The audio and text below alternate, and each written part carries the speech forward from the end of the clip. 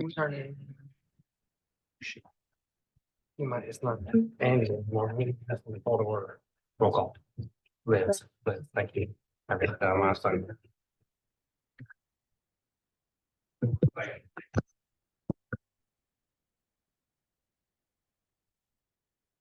Let me know, Adam, and I'll.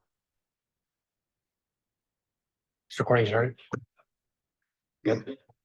All right. All right, good evening, everybody. I'd like to call the March Plan Commission meeting to order for the town of Fortville at 6:31. Thank you all for showing up tonight and spending a part of your evening with us. With that, I would love to call everyone to the Pledge of Allegiance, please. Pledge allegiance. State. What is that?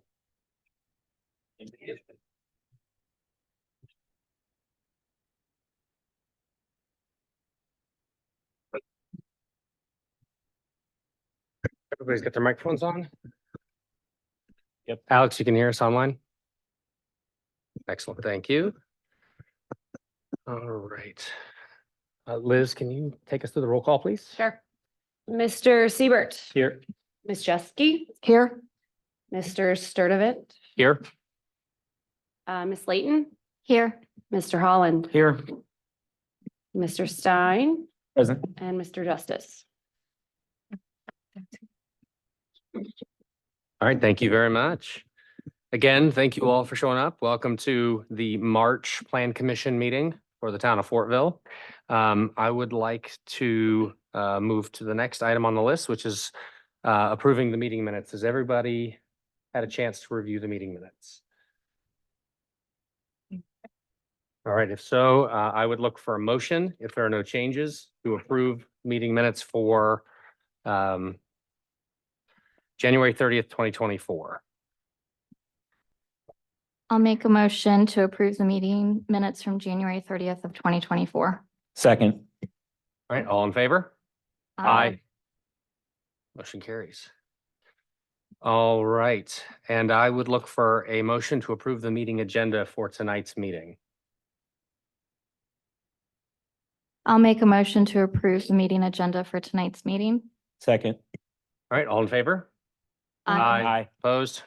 All right, motion carries. Moving right along into new business, we have two cases before us tonight. The first case number RZ 01-2024, 9737, Mershot Lauth PUD rezone. The commission will be reviewing, we're going to conduct a public hearing tonight to review and issue a recommendation to the town council regarding ordinance number 2024-3B, a petition from Lauth Group to rezone roughly 38 acres from Industrial 1 to PUD on the north side of Garden Street and south of Industrial Drive. With that, Adam, would you please take us through the staff report, please?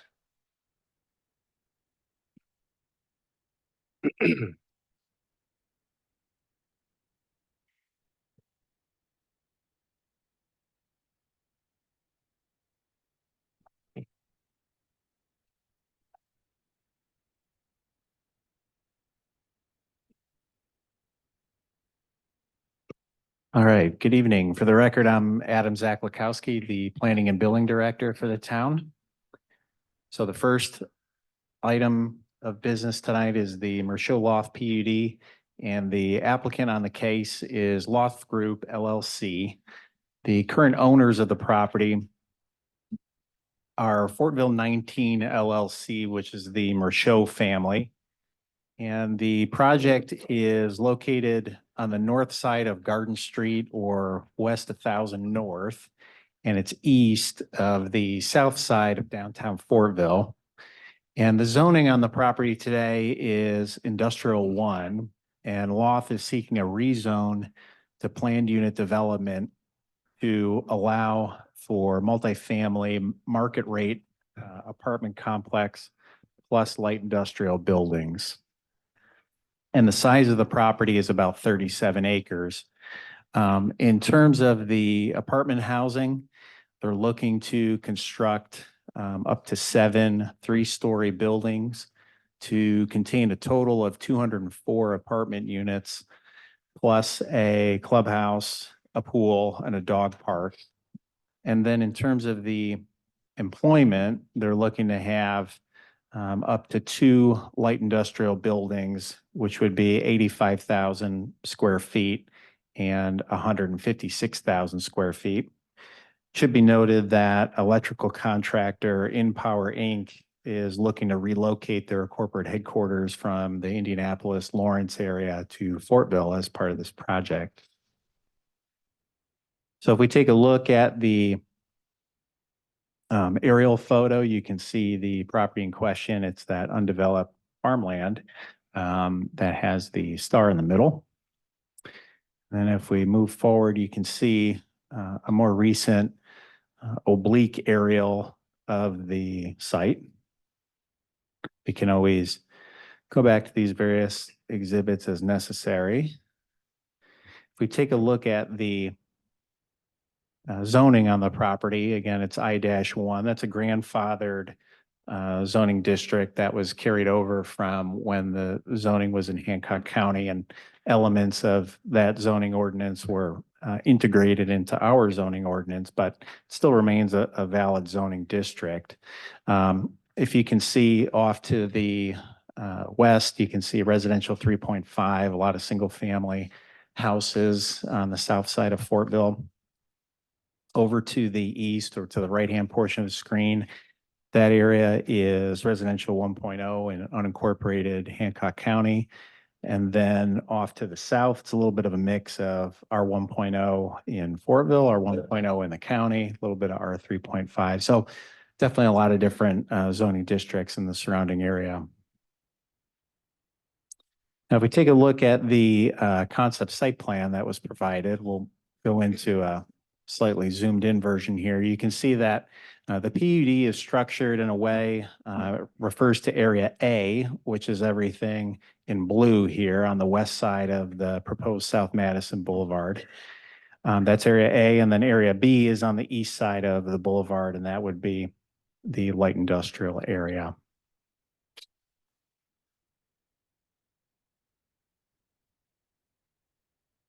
This is an example that was taken right out of the PUD in terms of the character and quality that the developer is looking to implement as part of the project. This here is an excerpt from the current comprehensive plan map for the town that was done back in 2016. And the area in question, it's shown as industrial. And then subsequent to this, in 2017, there was the South Madison TIF District Master Plan that was adopted by the council. And in a sense, that forms almost a little bit more definition in terms of what the vision was for this area. Specifically, these buildings that are in purple, the darker purple on the right-hand side were the larger light industrial buildings that were planned. And then off to the west on the left side, the lighter purple buildings are more commercial or flex office buildings. And then further to the west would be single family residential. So in terms of this specific project, just to bring everybody up to speed on a little bit of the background and the town's discussions with the developer and staff on the proposal, should be noted that the town has already purchased parcels north of the project and basically south of Broadway for the future right-of-way for South Madison Boulevard. That would basically bring it to this property. It should also be noted that the current zoning of Industrial 1 was for a planned racetrack or a test track for vehicles. That was approved, that I-1 zoning was approved quite some time ago. I want to say maybe early 2000s. Staff worked closely with the developer on the layout of the project. And rather than developing a typical suburban apartment complex, the idea was to blend the new apartments into the urban design of the existing area to the west, basically extending the grid or the block pattern, extending Park Street. And the front of the apartments would be towards the middle of the project, towards a street with parallel parking, to feel like a walkable town street. That roadway, Park Street, would be connected into the existing industrial park. And then Park Street would extend through that industrial area and could be extended even further east if industrial development occurs to the east beyond this project. A little bit of note about the PUD standards template. This was something that was adopted by town council via ordinance back in June of 2017 and basically sets the framework for new planned unit developments in the town of Fortville. And there have been quite a few PUDs that have been approved using that template as a launching point. Though those standards were written for single-family residential projects, and most of the standards are not applicable for multifamily or commercial PUDs. So in this particular case, the Merchot project here, we used the Madison Village PUD and the Ridgeview West PUD as guidance. And so this PUD only covers core development standards for all development standards not amended by the PUD. So we're talking about things like signage, landscaping, buffering, lighting, the RM zoning, which is residential multifamily, and the IL zoning, which is light industrial zoning standards, would apply. And those can change over time as well if there's ever any zoning ordinance updates that happen. So just to do a quick analysis of a few different elements of the PUD, we've set this up where we've got it by development topic, we've got what they're proposing in the PUD, and then what the standard town requirements are. So to give you a quick run through on some of these, first in terms of the uses, as I mentioned, the multifamily residential would be area A, and then industrial and or commercial would be in area B. As a land use, multifamily residential is typically permitted in RM zoning and industrial is permitted in IL zoning. Planning and development zoning can have both.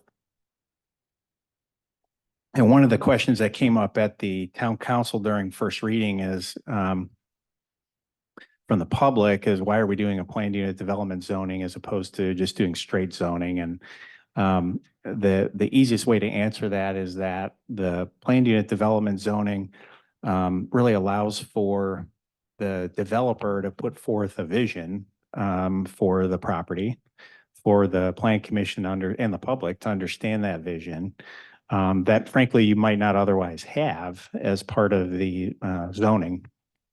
So they're held to the standard of they would have to develop in substantial conformance of the concept plan of those building elevations that they're showing. So it does provide a lot more vision. And especially when you have a larger piece of property like this, it is one way of doing the zoning.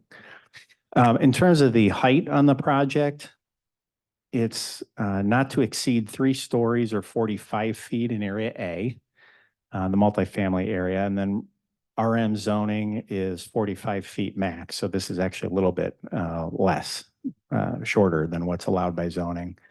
And then for the height on the industrial side, not to exceed 50 feet, including parapet walls, IL zoning is very close to that at 50-foot max. In terms of the density that's proposed with this project, they're looking to do a maximum of 204 units over approximately 19 acres. And so that would equate to about 10.7 dwelling units an acre. The minimum dwelling unit size that they're proposing is 700 square feet. And then in RM zoning, the minimum dwelling unit size is a little bit bigger. It'd have to be an average of 1,000 square feet. And based on 204 units, the minimum lot area required would be about 18 acres. So fairly similar in terms of acreage and density. The setbacks, area A would be 20 in the front, 15 in the rear, 5 in the side as minimums. And then RM zoning, it is deeper. It's 40, 50, and 50. Although one could make the case that the RM zoning is really geared towards more suburban development rather than trying to fold this into, trying to create a new city block system in the area. For area B, the setbacks vary a little bit. Front yard is both at 50, whether it would be IL zoning or in the PUD. Rear yard, they're looking to do 25 feet minimum. Rear yard would be 50 in IL. And then the side yard is both at 25. Now, in terms of the parking that's proposed, in the PUD, they're looking to have 1.5 spaces per dwelling unit, which would be 306 spaces. And RM zoning requires 2 spaces per dwelling unit. But it should be noted that Madison Village and Ridgeview West PUDs both allowed 1.5 spaces per unit. And then in terms of parking for the industrial development, nothing unique in the PUD. They just follow the IL zoning standards.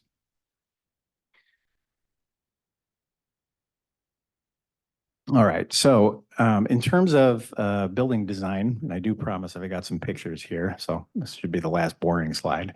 The types of materials that they're proposing would be brick, stone coping, cement panels, hardy plank, and panel, ephes. Vinyl would be prohibited. All the windows would need to have 1x4 trim if it's surrounded by siding. And then the overall appearance would need to be in substantial conformance to the color building elevations that are in the PUD. Now, in terms of the standard town requirements, honestly, none clearly apply in the RM zoning district. We have standards that apply clearly in our single family districts, but there's nothing very clear in the RM zoning district. And regardless, vinyl would be allowed under straight zoning. So this is an actual picture of a similar project with similar architecture that Lauth developed down in Franklin, south of Indianapolis. So you can see, get a sense of what it looks like. This is what the side of the building could look like.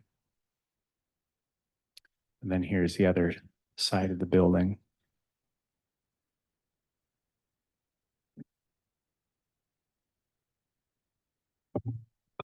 Excuse me. So as you know, for all the rezones in Fortville, you're asked to consider different provisions in state law to at least consider these items as part of your recommendation. The first item in state law to consider is it consistent with the comprehensive plan? And I'd say partially yes. The town of Fortville future growth concept map, again from 2016, identified the area as industrial. And that subsequent South Madison TIF district master plan showed the area as single family residential, commercial flex office, and light industrial. There would not be any single family that would be a part of this project. Though it should be noted that the comprehensive plan text does emphasize the importance of having a wide variety of housing choices, whether that be single family, multifamily, et cetera. Second item to consider is it consistent with the current conditions or the character of the current structures? That's not really applicable in this particular case because there are no current structures on the property. That really comes into play more when you're dealing with current structures and you're looking to rezone that. Third item would be, is this rezone consistent with the most desirable use of the land? I'd say yes. First, it will complete the South Madison Boulevard from Broadway to Garden as part of this project, which has been a goal of the town for at least a decade. And secondly, the apartments do function as a suitable transition use from the single family to the west to the light industrial to the east. Fourth item is this rezone consistent with conservation of property values throughout the jurisdiction? I would say yes. Stringent development standards requiring high-quality development within a planned unit development will ensure property values on nearby properties are maintained. And as I mentioned, the PUD approach provides for some certainty on what will be constructed on the property, includes a concept plan, building elevations, et cetera. And then the last item is this rezone consistent with responsible growth and development? I'd say yes. First, it would allow a high-quality multifamily development in a walkable urban environment, and that meeting that objective. And then secondly, providing light industrial development east of South Madison Boulevard will provide for additional employment opportunities in the town. And as I mentioned, developing that area into employment uses has been a goal of the town for at least a decade.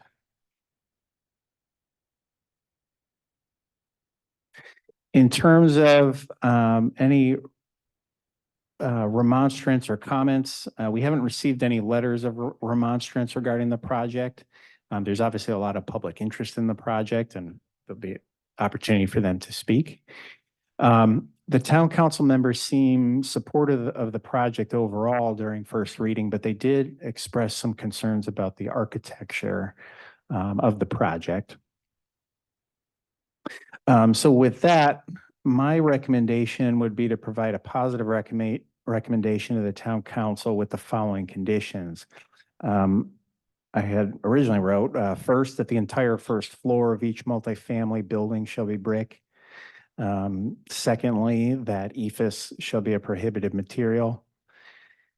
And then the third item is that the building shall have a different color scheme than such used on the project in the city of Franklin. And so the idea there was to address some of those architectural comments that the council made. Now, after I sent this report out to the developer, they had a few comments on these items and in the PUD themselves, in case you want to make note of these. Just a few bullet points.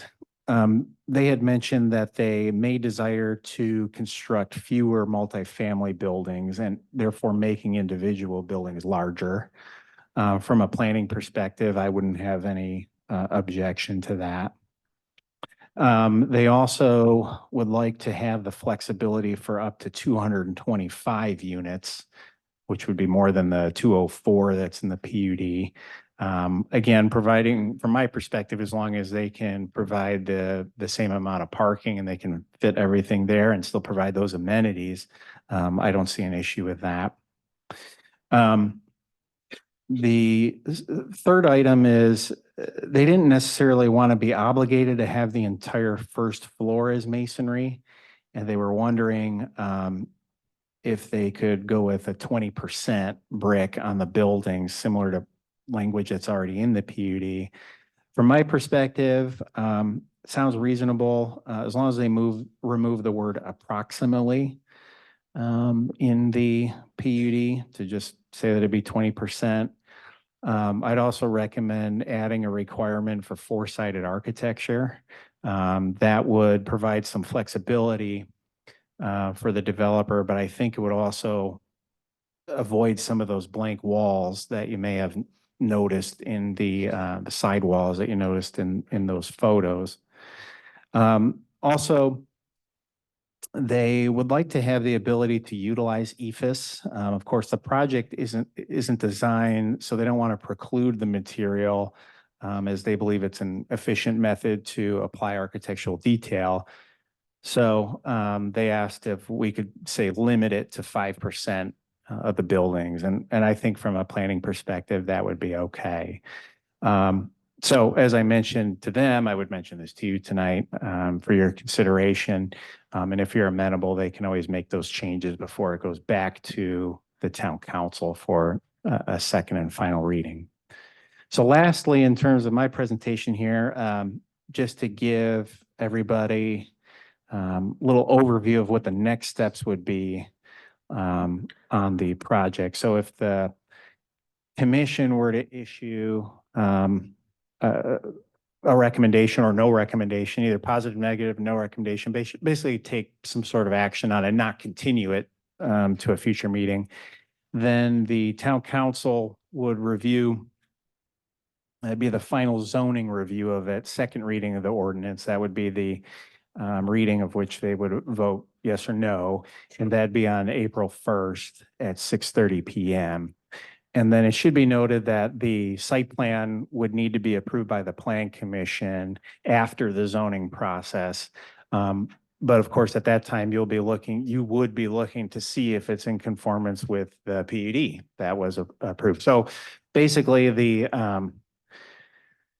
process builds upon itself. And as we get further into the process, the more detailed things become. So each piece builds upon what was previously approved. So with that, if you have any questions, I'd be more than happy to address them. And then Mr. Brian House, their attorney, is here. And they may have a few words as well. Thank you. Thank you, Adam, for a very thorough presentation. Any questions from the commission for Adam at this time? Yeah, I have one question for sure. So this is in a TIF district, correct? Correct. Currently no development on it, so very limited tax revenue to the town, right? Correct. So residential properties would add to our police, fire, any emergent services. Those residentials we wouldn't have any additional tax revenue to set it because it would go into the TIF. Is that correct? So the TIF is separate from zoning, but they're related insofar as a master plan was done that has a land use component to it to see how the TIF geographic district could be developed. In terms of the taxation on this property, yes, it would be a TIF. They'll probably be looking for some sort of potential abatement or assistance with infrastructure, but that would be held at a future meeting for the redevelopment commission and definitely the town council to decide. But apartments, I believe, are taxed at a 2% rate. So they are higher than a typical single family residential property. And then lastly, of course, with the TIF, anything that was in the baseline year for when the TIF was created, all of those taxes would still get split up in the same way that they're always split up between all of the other taxing entities.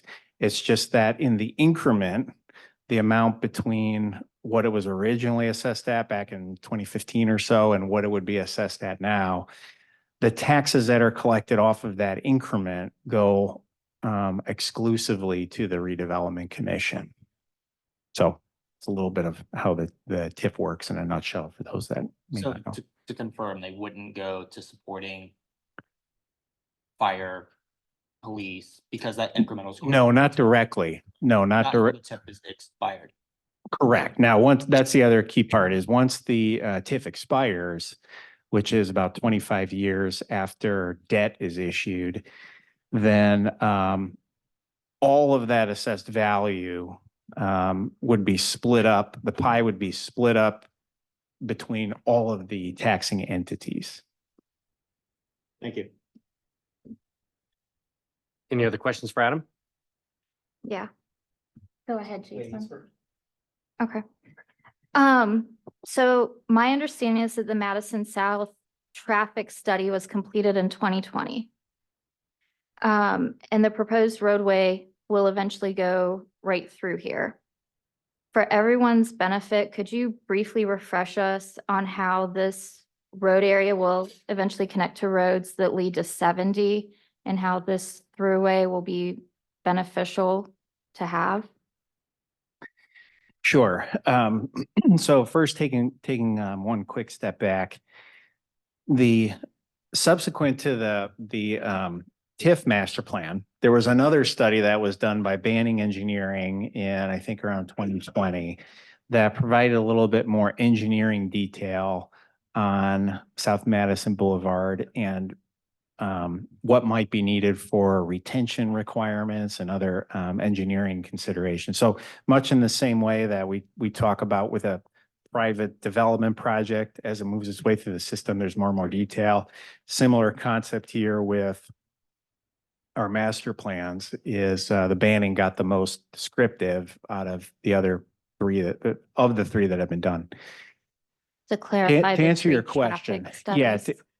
to answer your question on the roadway. So dating back to, I believe, the early 2000s, this notion of having a road that would connect State Route 13 and Broadway to County Road 200 West and Fortville Pike would have the benefit of opening up this area for economic development, and it would have the other benefit in terms of traffic of moving some of the heavy truck traffic away from the Broadway and Maple intersection and get it out of that area of town. And so that's why the proposal has been on the books for a long time. The precise location has been tweaked a bit over the years, but more or less it has remained the same since at least 2017. And then lastly, how it fits into the larger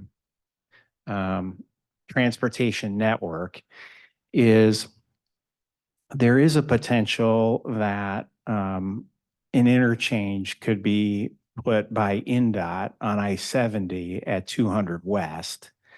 And therefore, this would be part of an arterial that would essentially go conceivably all the way from I-70 up to I-69 and connect those two interstates. Certainly not the only way to connect those two interstates, but it would form another arterial connection similar to, say, Oleo Road, Mount Comfort Road in that to our west.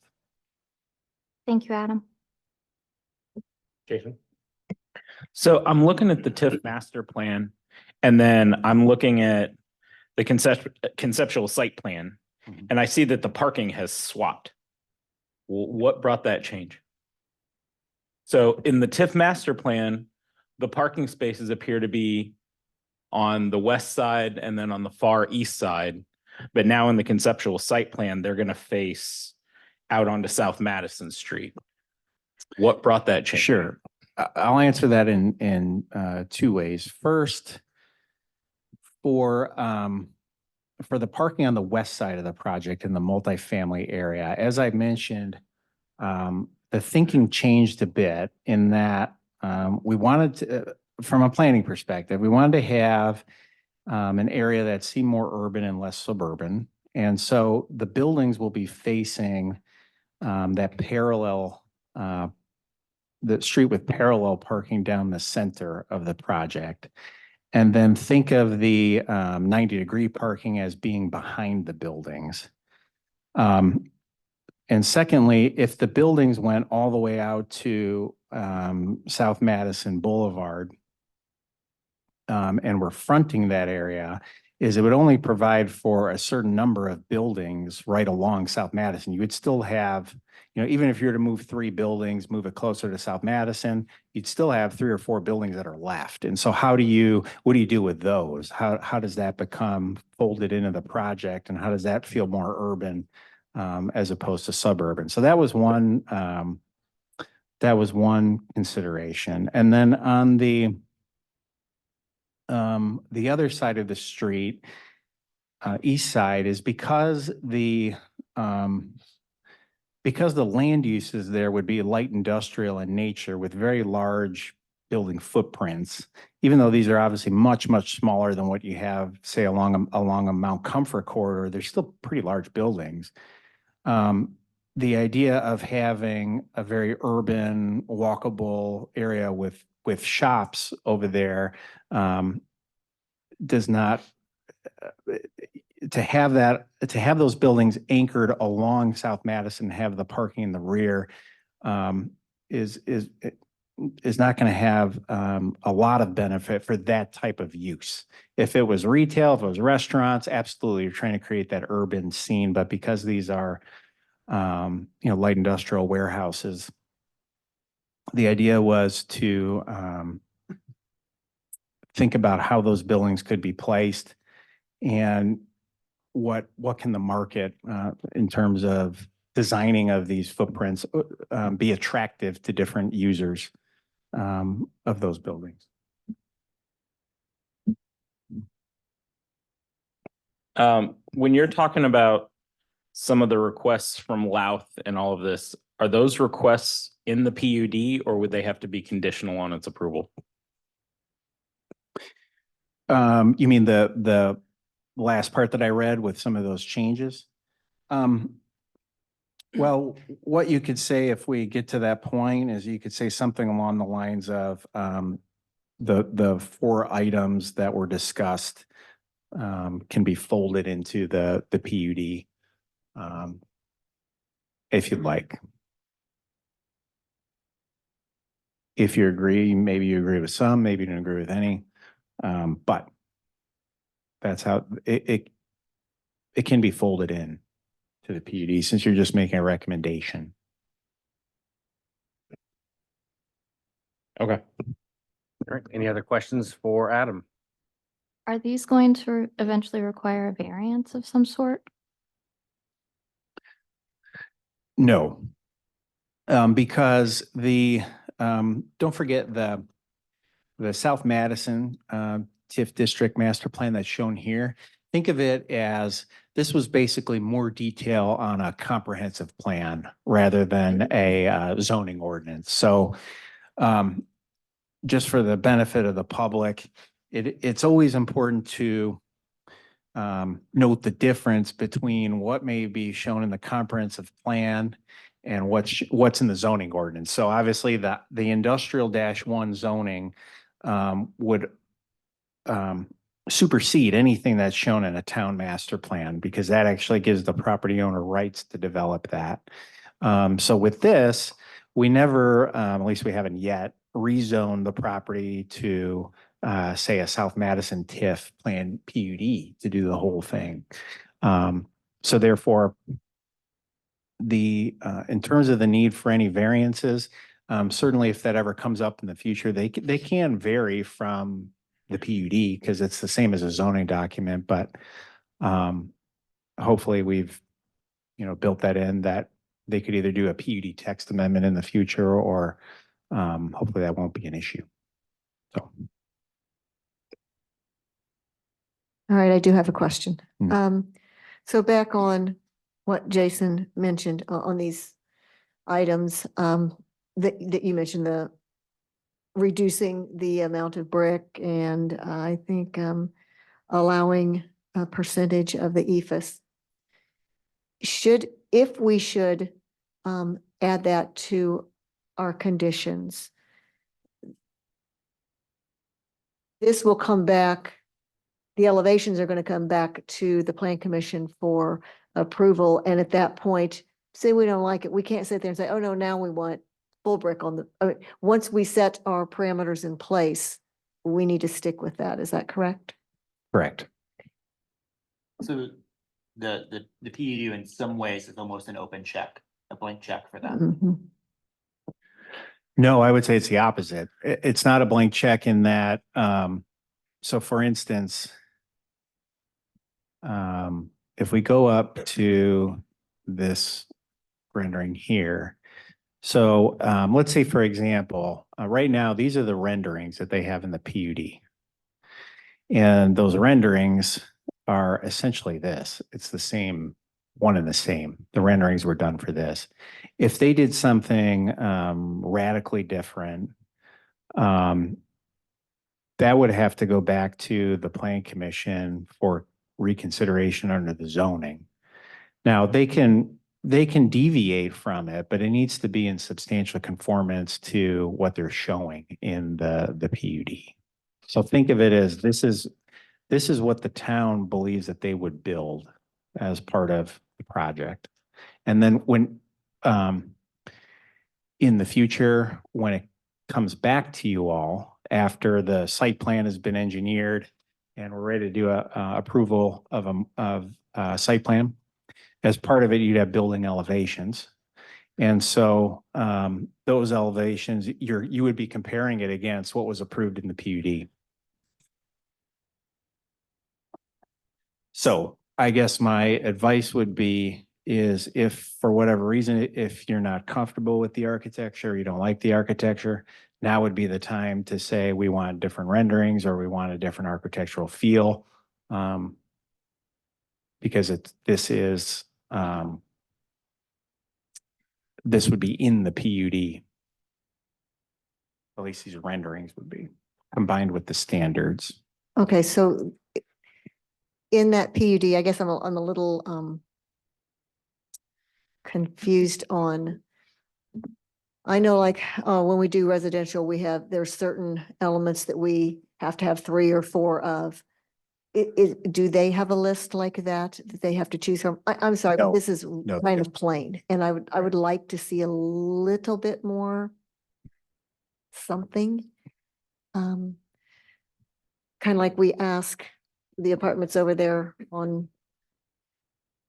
Okay, I would also like to say, looking at these renderings, I know that the previous apartment complexes that have at least have been brought to the planning commission while I've been on it have all required the flat roofs, not the gables. So I'm curious why we're seeing these renderings. I mean, the town's kind of spoken on how it wants those buildings to be.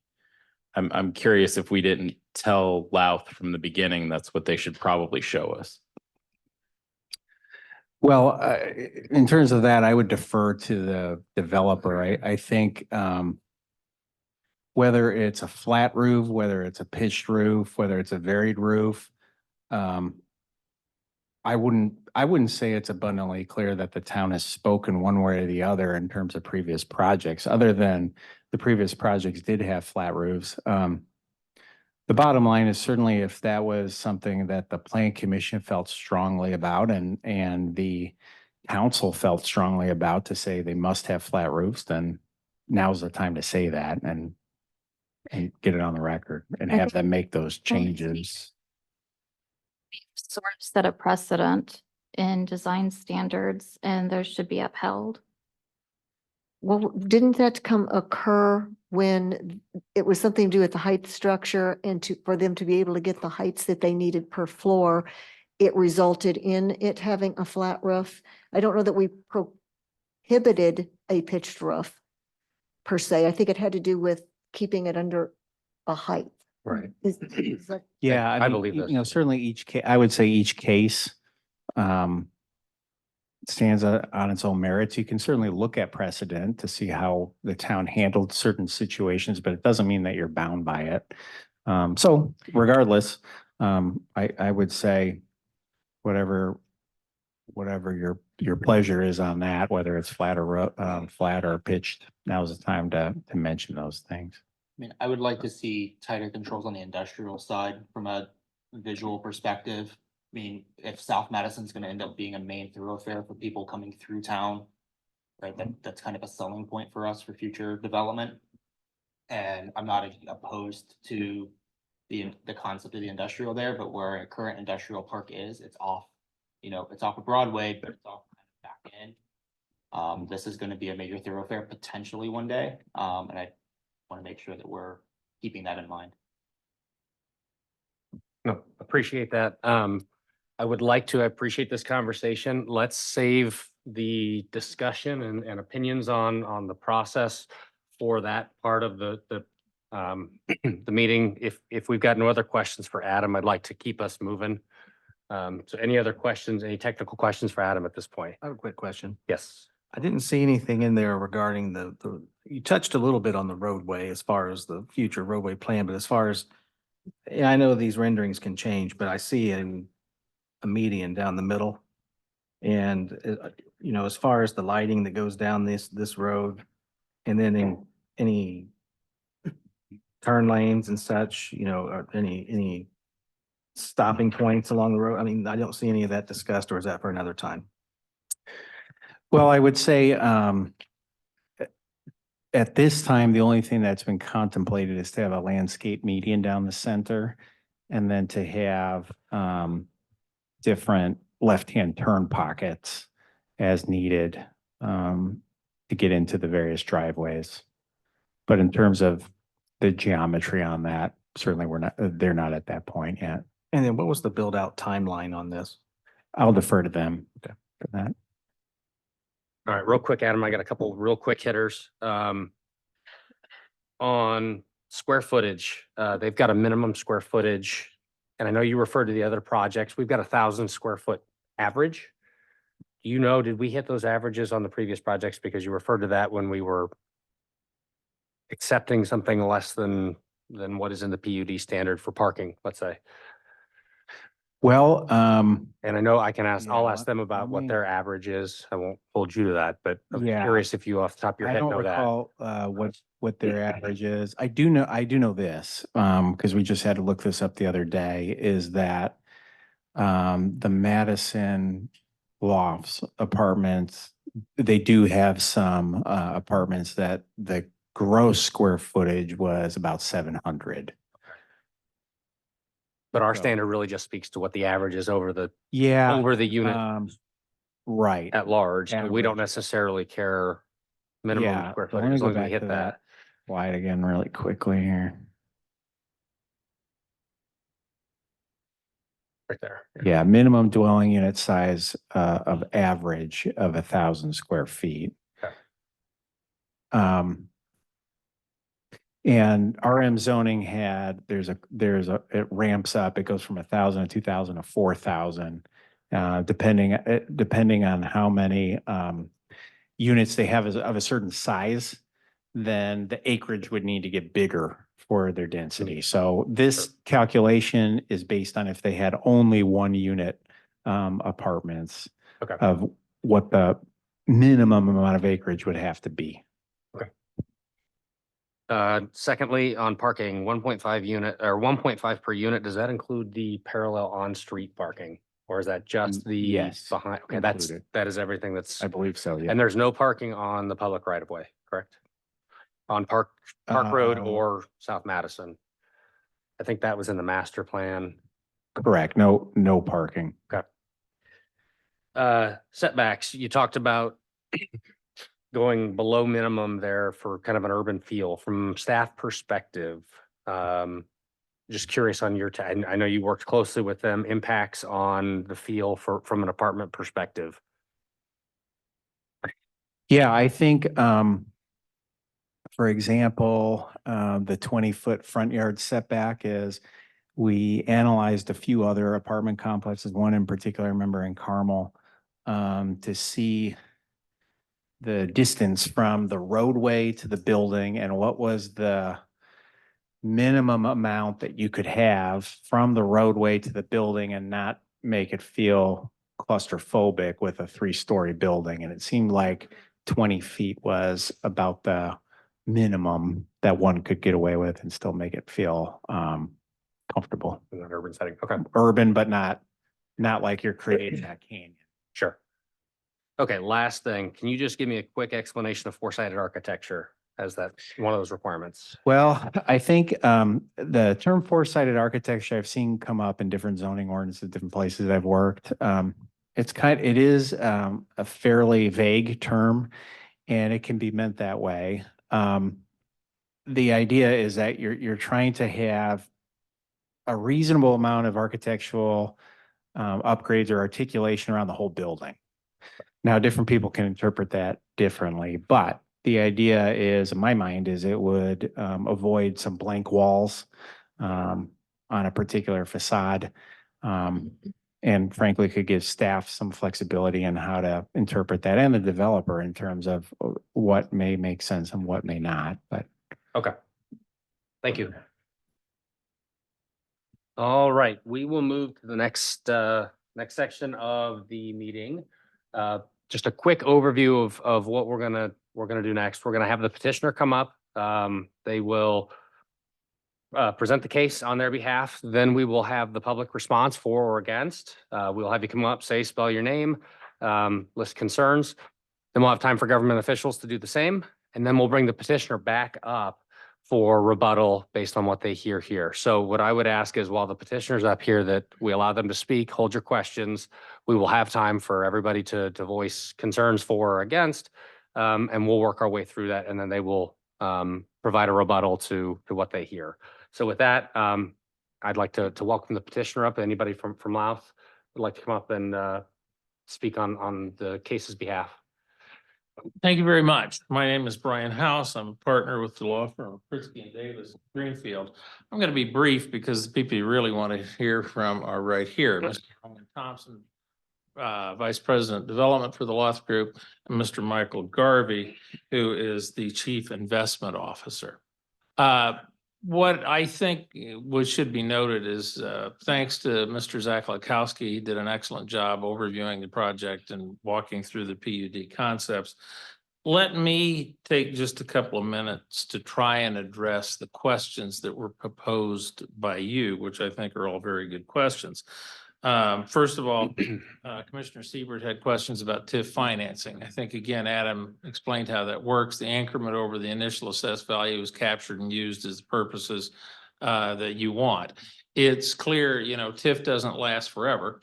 And this will dramatically increase the assessed valuation of this property. Again, as noted, in Indiana property, it's 1% assessed value for residential, 2% multifamily, and then 3% on the commercial industrial. Far be it from me to advise Fortville how to do its business, but if there is a concern about the TIF increment and other public services such as first response and so on, one of the tools that is being used more and more commonly is a so-called economic development agreement, whereby you can sort of slice the pie into different pieces just a bit. So that's an option that may be here. As to Commissioner Layton's comments on South Madison, the Banning study was done in August of 2020. It's consistent with the analysis that's been done in the past. I think one of the really critical things here is the Banning study noted that, gee, all of this property is under the control of different landowners and you really don't have any control over those landowners. And so we think this is a great idea, but whether it's feasible or not remains to be seen. This is a very significant step in the right direction to make South Madison a reality. Comment was made about the median. The median has been designed in conformance with the recommendations of the Banning study. So if you want to jumpstart South Madison, this is a superb way to do that. Commissioner Stein had questions about parking and flat roofs. As to parking, the developers are I won't say indifferent, because they're entirely committed to a quality project, which is the way Lauth has done business in central Indiana for decades. But the parking configuration can be accommodated in either fashion that you and Mr. Zaklikowski desire. Flat roofs. The first thing I'll say is, anybody who's familiar with roofs, flat roofs can be rather problematic. Now, the pitches on these roofs are fairly low. That's just what I would call a question for discussion. I think one of the comments made was very well taken, and that really the touchstone of the decision should be on overall height and pitch and so on. Roofs with some sort of pitch generally give a longer life and require less maintenance. Again, that is a question that was raised by Commissioner Jeschke. My personal opinion is, I don't know that you would want, as a matter of aesthetics, every large building in the community to have a flat roof, but we're certainly willing to discuss that topic and hear from you. And finally, again, as to square footage, I think that, we're within the parameters of your ordinance and the square footages are appropriate. And I say this, the Lauth Group has worked on this project for literally years. There's a couple of reasons for that. Number one, there were issues about the ownership of the ground. It went through an estate process and so on. But number two, extensive research and study has gone into analysis of the demographics and the product that will work and benefit this community. When all is said and done, you will bring to Fortville a corporate headquarters of an established company, Empower Electric. They will bring jobs from Fishers, from Marion County and so on and locate them here. It's a fairly low traffic operation in terms of, there were questions at the public meeting about, well, trucks. I know something about the electric business, but the bottom line is the headquarters of an electric company may receive 3 or 4 box trucks a week. They're not receiving semi trucks. And again, these are people who want to be in this community, who live nearby now and will be a part of the community. I personally am a former city councilor, former redevelopment commission chair. If you can bring a business to your community, that's generally a really good thing. The second point I would make is that you will provide housing. I mean, anybody that knows anything about the demographics of Hancock County, we're a little tight on housing, and particularly the varieties of housing that are available. This is market rate dwelling space. You will bring citizens to your community. They will be the customers of your businesses. You are developing what I think is really excellent, a very walkable community, and this proposal fits with that. So I'll shut up. If you have truly technical questions, here are the gentlemen that can answer them. Thank you for your time. Again, my name is Michael Garvey. I'm Chief Investment Officer of our, we call our operating company, which is really Lauth Group, Inc., and president of our multifamily division, which is Lauth Communities. So a couple things on Lauth. One, we're one of the largest landlords in Greenfield. We've been there for years. We're committed. We haven't sold our properties there. So we're friends of Hancock County. Secondly, a lot of talk about the renderings we provided. These really weren't renderings that we created for your project. These were samples of the most recent project that we developed. We're fine with flat roofs. So if that's an important item for you all, that's fine with us. It does increase the cost. It is a little higher on maintenance long-term, but we're fine with that. We enjoy that architecture as well. Talking about the requests on masonry, the way staff had written this was the whole first floor, which really doesn't give the architect, we haven't hired one yet, a lot of leeway or latitude to design a building. So we asked for 20% of all the exterior surface. So common sense in our development world would be the surfaces that you see, that the public sees, will have more masonry, and the sides may have less, but we're cognizant and sensitive to having what Adam said is a blank wall. We won't do that. In terms of parking and unit count, we will have demographic information to Adam within the next 48 hours. We're still working on that. Market tells us that probably the average size of units, and this will be really driven by what we find out for the need of 3 bedrooms, will be in the neighborhood of 850 to 900 will be the average. So we're fine if there's a minimum. If, for instance, if you don't want us to do studios, we weren't planning on doing that anyway. So if there's a minimum, we're fine with that. We'd like at this juncture not to be held to a minimum average, because again, if there's not a market here for 3 bedrooms, doesn't make sense for us to have 25% 3 bedrooms if we don't think they'll lease. Parking, we're fine with parallel on the South Madison side for the apartments. However you want to configure that with staff, we're okay with that. We will note on the industrial, it needs to be out front. That's where all the employees will enter. And then you will want the truck traffic in the rear anyway, most likely. And that's also a life safety issue. You want to commingle the vehicle parking with the truck courts. So we can't tell you the specific design. The first user will own their own building, so they're going to design what they want.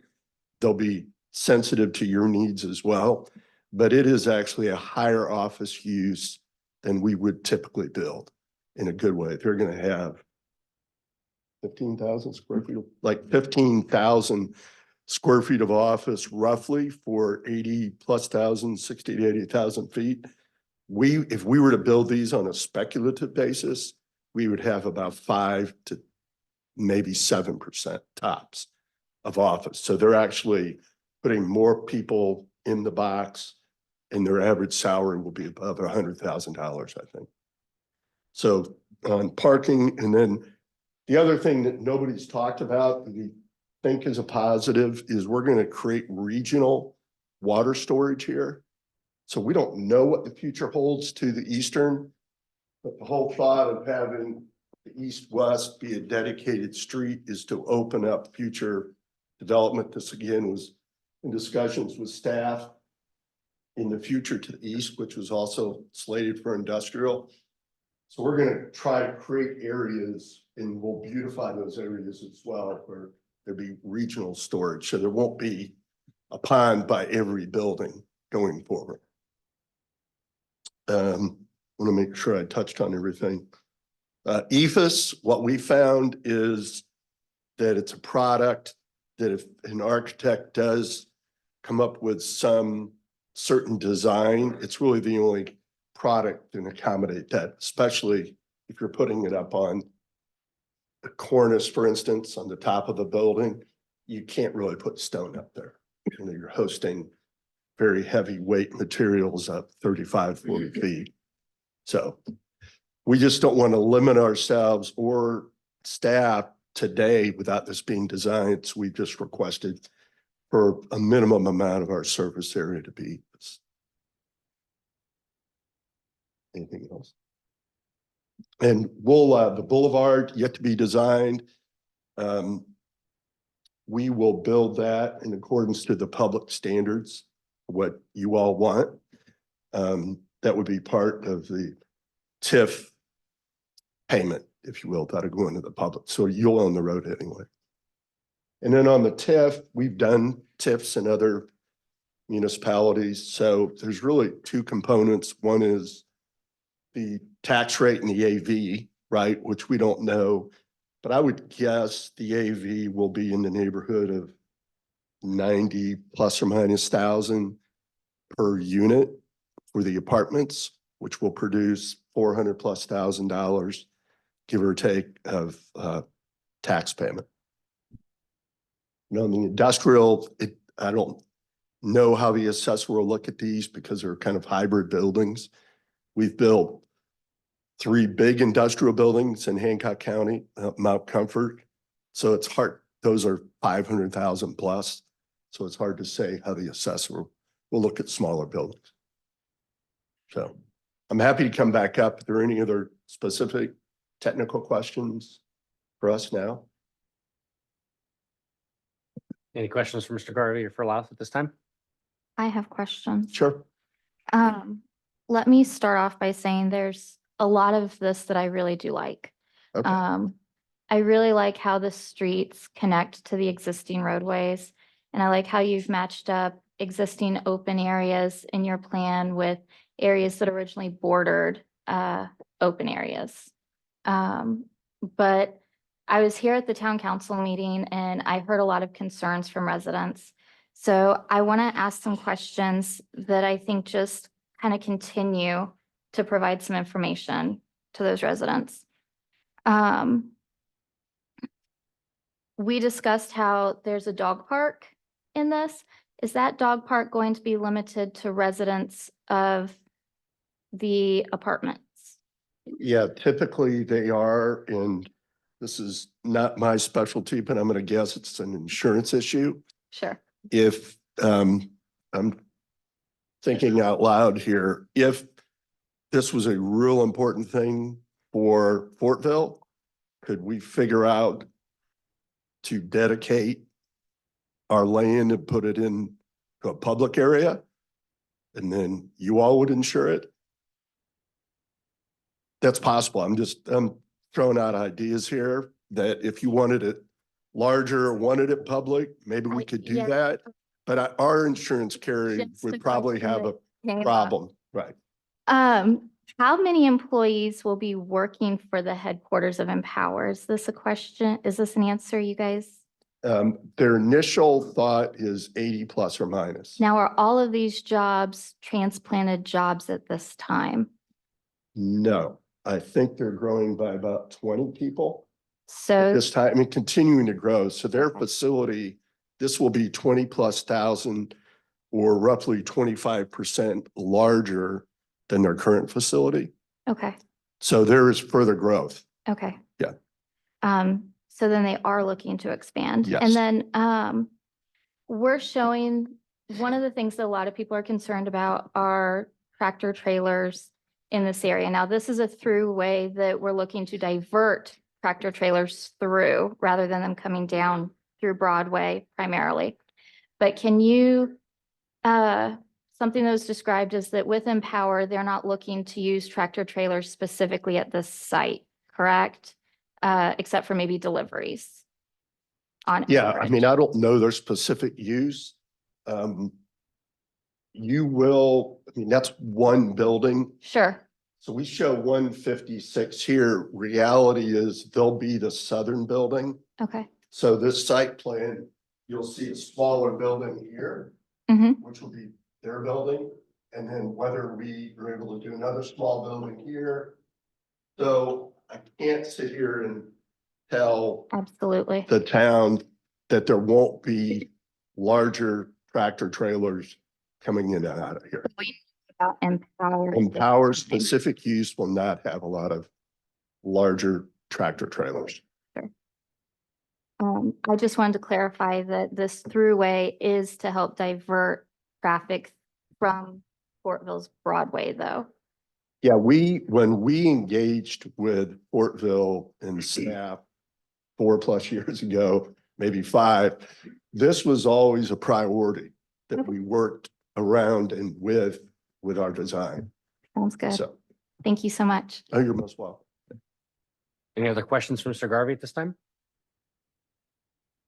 All right, hearing none. Thank you very much. All right, we will move to the public response section. I would invite anybody that is here or anybody that is on Zoom to please come up. Say and spell your name and your address, and share it with the group.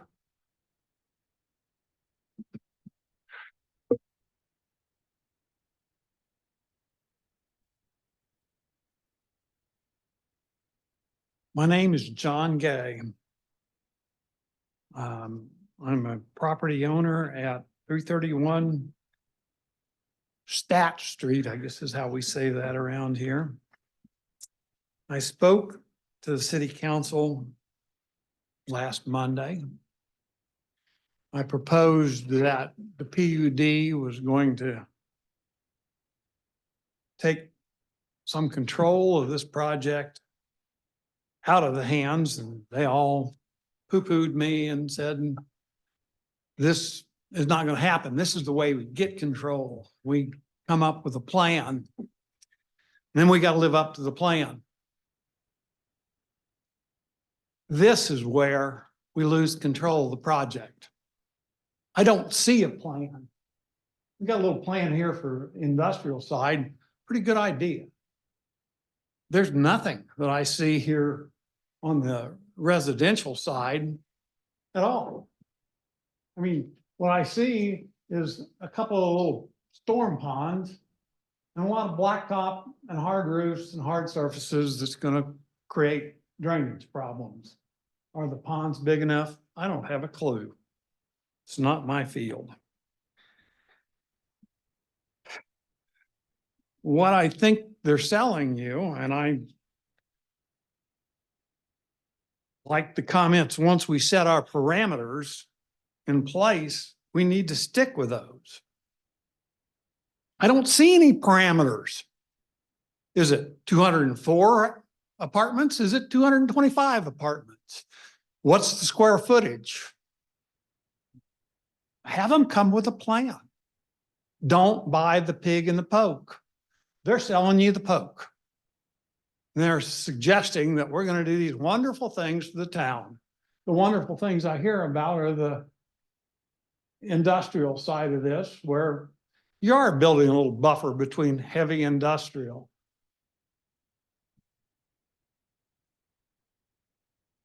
The residential, I don't think you've got a clue what they plan. I don't think they have a clue what they plan. If they had a clue, they should have come here with it tonight and said, here's our plan. This is what we're going to build.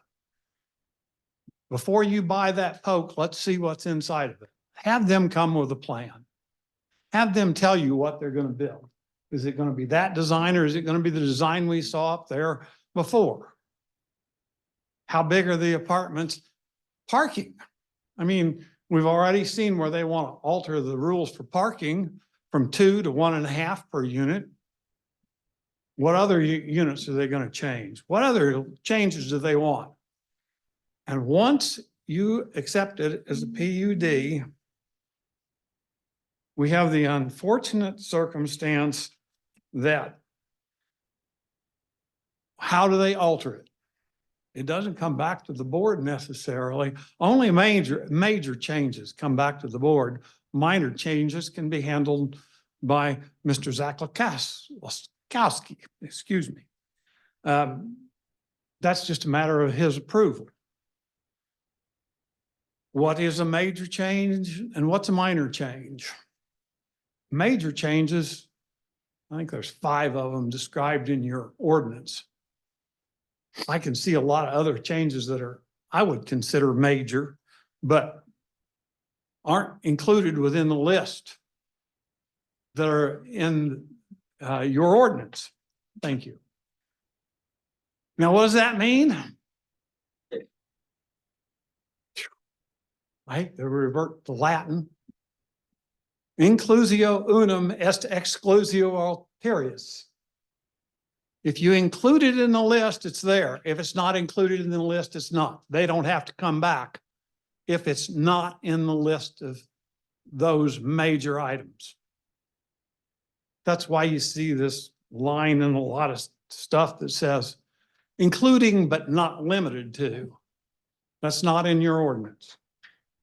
Your ordinance just says, if it's not in this list, and they're relatively succinct and short list, they just need to go back to the zoning director. This is where you lose control of this development. Please don't buy the pig in a poke. Have them come back with a real plan that they want to put together before you buy it. The buffering is a good idea. The industrial I see as a good idea. But what goes on in between? Is there adequate drainage? I know I've heard people complain that their place is going to be flooded. You need a good flood plan for it. I don't see anything here where they plan for any of this. They're just coming with a poke. I'm not sure there's anything in it. Buy this, would you please? Thank you. Thank you. Would anyone else like to speak?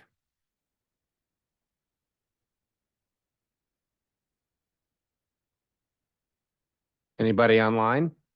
I don't know. I can't see if we've got many online or if it's just Adam, Alex. didn't I see someone said they had a question earlier in the chat? When it came time? Yes, there is. You want to go to Zoom, you can. Yes. see, can't unmute. Bear with me a second here.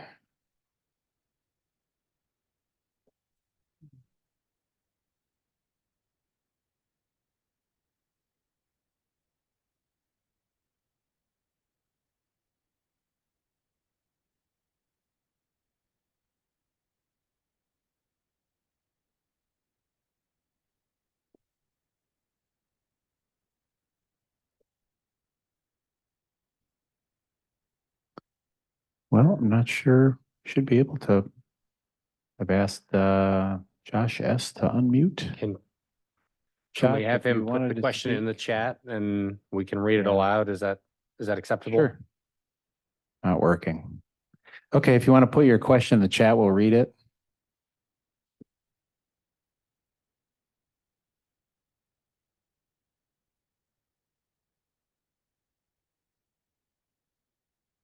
This would be a great time if anybody else would like to come up and speak for or against the project while we're waiting for Josh's question to come in.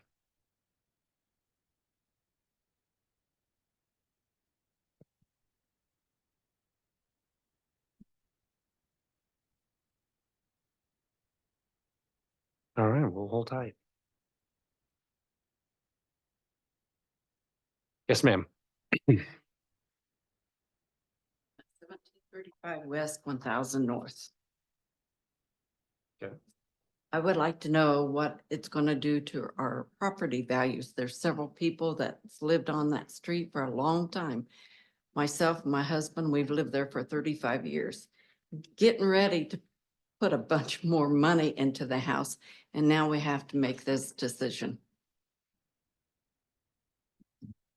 I'd like to know what it's really going to do to our property values, and if we really have a say in this. It doesn't sound like it. All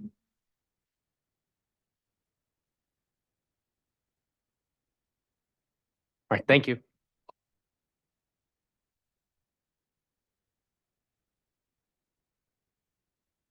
Question come in yet? Oh.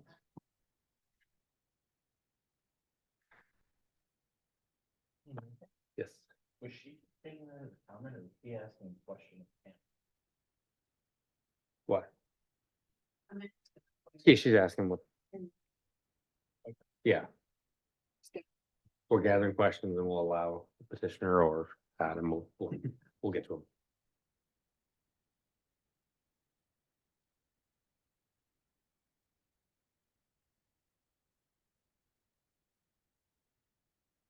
I think we'll wait maybe in just another minute or so, and then I think we've got to continue moving here.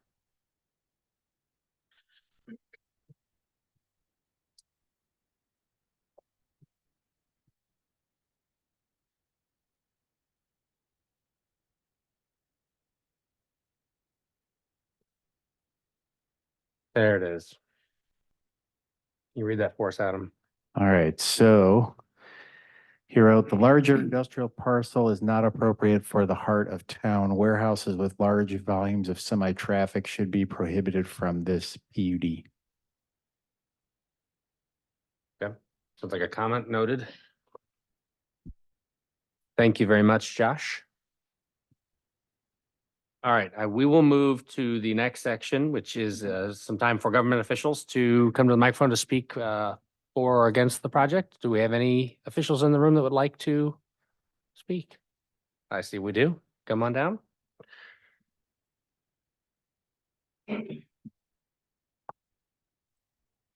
You could please say your name and how you represent the town. That would be wonderful. Thank you. Anya Davis, Town Council. I think we need to be real careful about the look of these. I mean, this is I want it to transition from the neighborhood and to be that buffer as well. But I think there's better products out there than what we've been shown, which I did express that to you. You guys have a project in, what is it? Lexington? I think it's what it is. I don't know if you're familiar with it or not. Polymer Woods, beautiful. That to me would be a great project. Has a lot of texture, it has covered porches.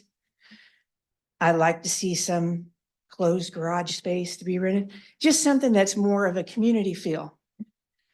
I don't like EFS in the way it looks. I mean, I like the stone, brick, different aspects of architecture. I like all that. It needs to have some dimension and not look like an apartment complex. The project itself, I think, is great and is what we need.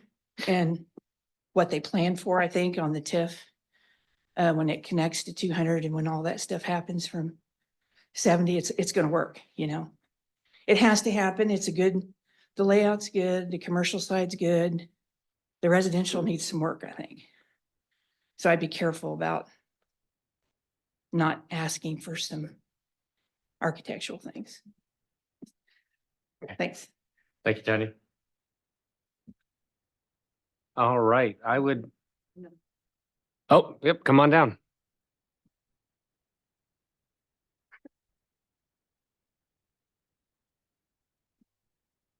Hello, everyone. Ryan Rummel, Town Council, 401 North Merrill.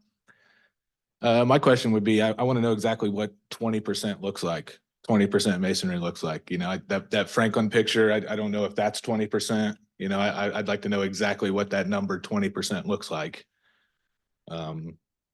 And then addressing the tractor trailers, I really think that there's going to be a lot of tractor trailers in general coming down that road, just from the I-70 project, I would guess. So not having anything to do with this project, the whole idea of it, I think, is to keep the tractor trailers on this road and not on Main Street.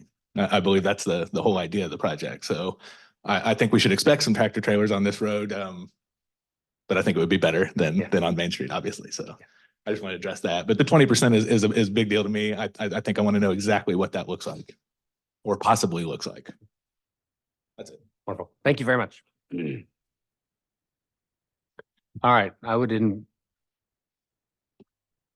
okay, yeah, come on down. Thank you, Vanessa. Hi, everybody. I'm Vanessa Battaglia, Town Council, 219 West Garden Street. I had a couple of comments as well. I agree with Tanya. I did not like the look of the apartments. I met with Adam back in December and we talked about where I used to live in Carmel. I lived in a beautiful apartment complex in Carmel before I moved here. And that would be more aligned with what I would want to see here. If we're giving over a whole piece of land to be developed, we should enjoy a taste of such scenery. As well, I question a little bit the motivation to be more urban. I wonder what that's all about, because we're a small town. We're an old small town clinging on to final last bits of old small town charm. So I don't really understand how the two are combined. And the apartment complex where I used to live in Carmel, I think they're trying to look more suburban. I think that's what looked nice about it. So I question a little bit the whole urban feel. You know, I moved out here because it's a cute small town. I imagine that's what a lot of people like about it. When I was first running for the empty seat that I now occupy on the town council, I went around and shook hands with people, and everybody said, I want this to stay a small town. I don't want this to become like Fishers. You know, that was the overwhelming sentiment that I heard. So I kind of questioned that a little bit. And as well, you know, I just wanted to make a final note that I think the town council reception of all of this was a little tiny bit mischaracterized, because I certainly didn't approve all of it heartily. I had a lot of questions that were pretty critical, threw these guys some tough questions, but I don't think that we received really substantive answers. And I definitely had a sense of it'll be more evident later, you know, or the planning commission's going to deal with it later. And, you know, this is really just, I don't really understand what the first reading was for. We didn't really get full answers. And there was a sense of you guys are going to deal with it. So just as a reminder, so that my efforts weren't thrown into the wilderness, I had asked about why this has to be a PUD. You know, what I heard was, well, we get more control up front of how it goes. But I agree with some of what I've heard tonight, that we're hearing different answers. Things are changing a little bit as you go. So at what point does it stop changing? Because stuff changed from the last meeting to the public meeting before that, and the answers are changing tonight from the town council meeting last week. And so if we have all this control up front, when does that stuff stop changing? And then if we don't like how the chairs are arranged when the music stops, then that is kind of what the concern is with the PUD. As well, I had brought up the same kind of question that Ms. Layton brought up just now. Have we proved to ourselves that this actually improves traffic, or do we have any idea whether this would actually make worse traffic? Again, I didn't really come away from the discussion last week feeling like there was a clear answer to that, especially since these studies were done years ago. We're in the middle of updating Broadway. I don't think we really know yet how the dust will settle with Broadway. How will the traffic up and down Broadway be affected? I hear it's to slow the traffic down. So if you now have a big intersection there, just throwing it out there, I don't think we really know the answers to these things. So, I just wanted to make sure that the full sentiment from last week was carried through to this week, because I definitely had a lot of questions. And, I know some of you were there, but some of you weren't. And I just wanted to make sure that was carried forward. So I think that was pretty much it. Although, as I mentioned last week, I understand the idea of connecting the street. I appreciate that idea in principle. Just want to make sure that the data is there to support that, and that the plans are commensurate with something that will benefit us, especially if it's going to be a PUD where we don't really have much ability to alter things after that. Thank you. Thank you very much. All right, I think we've got the government officials in the room. All right, if we could have the petitioner back up for rebuttal, that would be wonderful.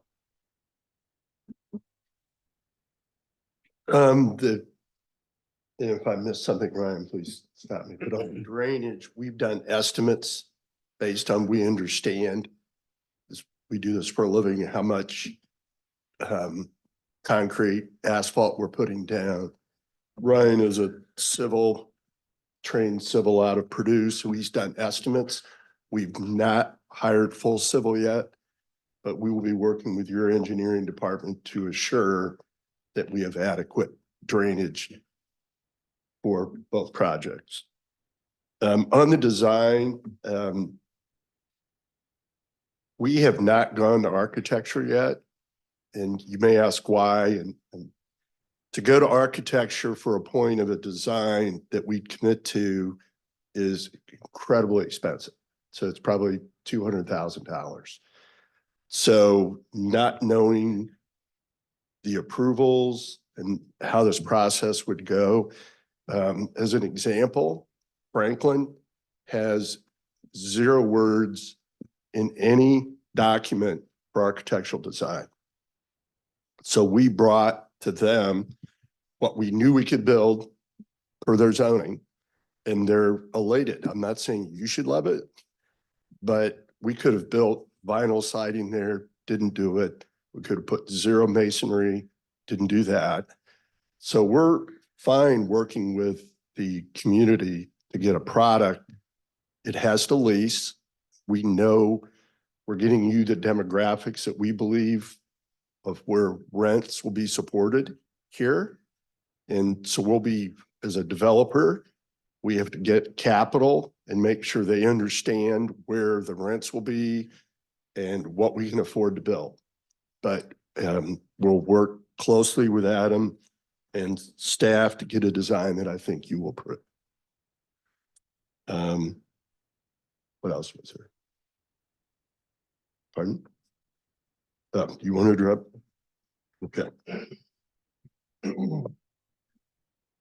Good evening. I'm Ryan Thomas, Senior Vice President of Development for Lauth. Thank you to the members of the commission. I just wanted to run through these comments real quick and respond individually to the individuals that raised concerns and questions.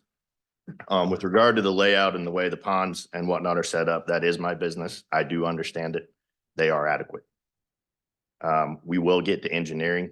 My understanding in going through the land use process that this is a land use function, not an engineering function. So as we establish what the parameters are for land use, we will further get down the road and establish what those parameters are for drainage per the Hancock County Drainage Ordinance, per the town's drainage ordinance, those sort of things. As far as the layouts on the multifamily versus the industrial from Mr. Gagg, I feel like we've provided the same amount of detail on both sides. It is in fact the same layout, buildings on both sides. So I think that speaks for itself. One thing of note, and you can't see it unless Adam, you can bring up the site plan. So from a land use standpoint, going from single family, that's the old town district, and transitioning to call it medium industrial. We have exactly 40 acres, 1,320 feet across. So in order to make that transition from single family homes to light or medium use industrial, we have exactly 1,320 feet to do that. Under the town's current ordinance, you could have a light industrial facility with truck docks, with backup beepers, the whole 9 yards. Under the PUD ordinance that we're proposing, we're trying to provide a much better land use transition from single family to the west, multifamily, light industrial over to what the town may establish as medium to heavy industrial at some point. This level of industrial does not produce semi-truck traffic on a frequent basis. I can't stand in front of you and say it's never going to produce it. It may, but Empower, as an example, produces 3 to 4 box trucks a week. With regard to the parking, for Mr. Gagg also, we've developed our fair share and have a lot of experience in multifamily. One thing that we try and avoid that we worked with Adam on was not creating a sea of parking. We have owned properties, purchased properties that have very large parking lots, and it looks like we build apartment buildings around a Walmart parking lot, which is what you do not want. So by reducing the parking, and we have not arrived at a matrix of 3 bedrooms, 2 bedrooms, 1 bedrooms yet. We're working on that as we speak, but that will dictate what that parking, those parking ratios look like. With regard to property values from Ms. Murphy, I can't say whether they'll go up or down. It's not appropriate for me to do so. I'll leave that to the county auditor and the county assessor. The heavy industrial question, I think I addressed from the online gentleman about having heavy industrial here. This is not proposed to be heavy industrial. Like I said, no heavy semi-traffic. The 20% from Councilman Rimmel. In general terms, if you take the square footage of any side of the building, exclusive of windows and doors, so anything that could have brick on it, 20% of that would be brick. That's how you do that calculation. I think that sums it up in general terms. And I'd be happy to elaborate on that. So with regard to Ms. Davis's comments from the council also, in fairness to her, she did, when I met with her early on a month or so ago, say that she wasn't crazy about the architecture, which I understand and I respect. What I said at the council hearing last week was, we as a multifamily developer understand what the market will bear and what we can afford to build, frankly, and what people in the town of Fortville and or people that may transplant here desire. We have 6 members of the planning commission. We have Mr. Zach Olkowski. We have 5 members on the council. So you're around all those people in a big circle. And in the middle of that somewhere lies where this zoning will land. In fairness to, like I said, to Ms. Davis, not that I was ignoring what she said. We're still gathering information from bodies like yourself to try and arrive at what that compromise looks like, because it is in fact a compromise that makes everybody happy. We do have demographic data, as Mr. Garvey stated, should be able to release that, as I promised Ms. Davis, in the next 24 to 48 hours. I was hoping to have it ready today. Our staff of analysts are working on it, 2 guys in particular. So should be able to release that sometime tomorrow or maybe even early Thursday. So I think that answers all the questions. I'd be happy to answer any other questions if the commission has anything for me. Commission members, questions for the petitioner? Are you wanting them now or are you wanting them to wait until everything's done? I can wait. That's petitioner rebuttal. I think we're open to. I can wait. I've got several. I can wait. Good. Yeah, go ahead. Oh, okay then. So you mentioned that the retention ponds, that's your business. Yes. So are those locked into place as far as where they are at, as far as the overall plan, or could those shift around? It can shift, but the property wants to drain to the south and to the west. As you're well aware, Hancock County is insanely flat. It's very difficult to drain. I worked with Joe Renner quite a bit. We do have some preliminary topo on the site, which is why the ponds are located where they are, because everything wants to go towards 1000 north. Are they going to be in the exact geometric configuration that you see right there? Maybe not. I don't know the answer to that right now. But we have very general rules of thumb that we utilize for what the hard surface area is versus how much retention / detention that we need in order to adequately serve the Right. property. That makes sense. I mean, I guess from the aesthetic purposes, eventually, longer term, I mean, I know this road extension will end at 1000 North currently, but someday it's likely going to continue. And that's going to be a primary intersection right there. And as far as how those would be made to look, do we really, two large retention ponds there at a primary intersection? I mean, I just don't think that would be, I don't, that comes with a whole nother issue of concerns that maybe this wouldn't be for this board, but that's where my question's coming from as far as that, what would it look like? I know you said you could beautify those somehow, but, and we don't have to get into those details tonight, but I didn't know if those were locked into place, and that makes sense. Building timeline, I haven't heard that yet. I know it's going to be largely based on demand, but what's your expectation? It is. So in particular, the industrial user and InPower they've already engaged their architect. They've already started their design process. They are ready to hit the ground running. We're hoping that we are successful in this endeavor and we can get through it in a timely fashion so that we can get them started. They would like to start moving dirt as early as July on the first building. Okay. As far as the entire project, what's your? I think the multifamily will trail. Yeah, I was going to say 6 months. We've got a lot. We've got quite a bit of work still to do. It's unique that we have a bird in the hand, so to speak, in the form of InPower on this. That's a huge asset to the project and to the community as a whole, frankly. So they're ready to start in July. So in general terms, early 2025, we would propose to break ground on the multifamily. Okay. And you kind of touched on the road design and the lighting already. And then I can save this comment for later. Where's the 20% come from? I know that Ryan asked what 20% looks like, but I'm kind of curious, is that an industry standard as far as 20%? Hey, we don't want to do the first floor. I understand that it might limit your architects, but 20%, I mean, the first floor would be roughly a third of a 3-story building, right? So where's the 20% come from? That seems like a lessening of the 20% is really no different than the 33. It allows us more flexibility.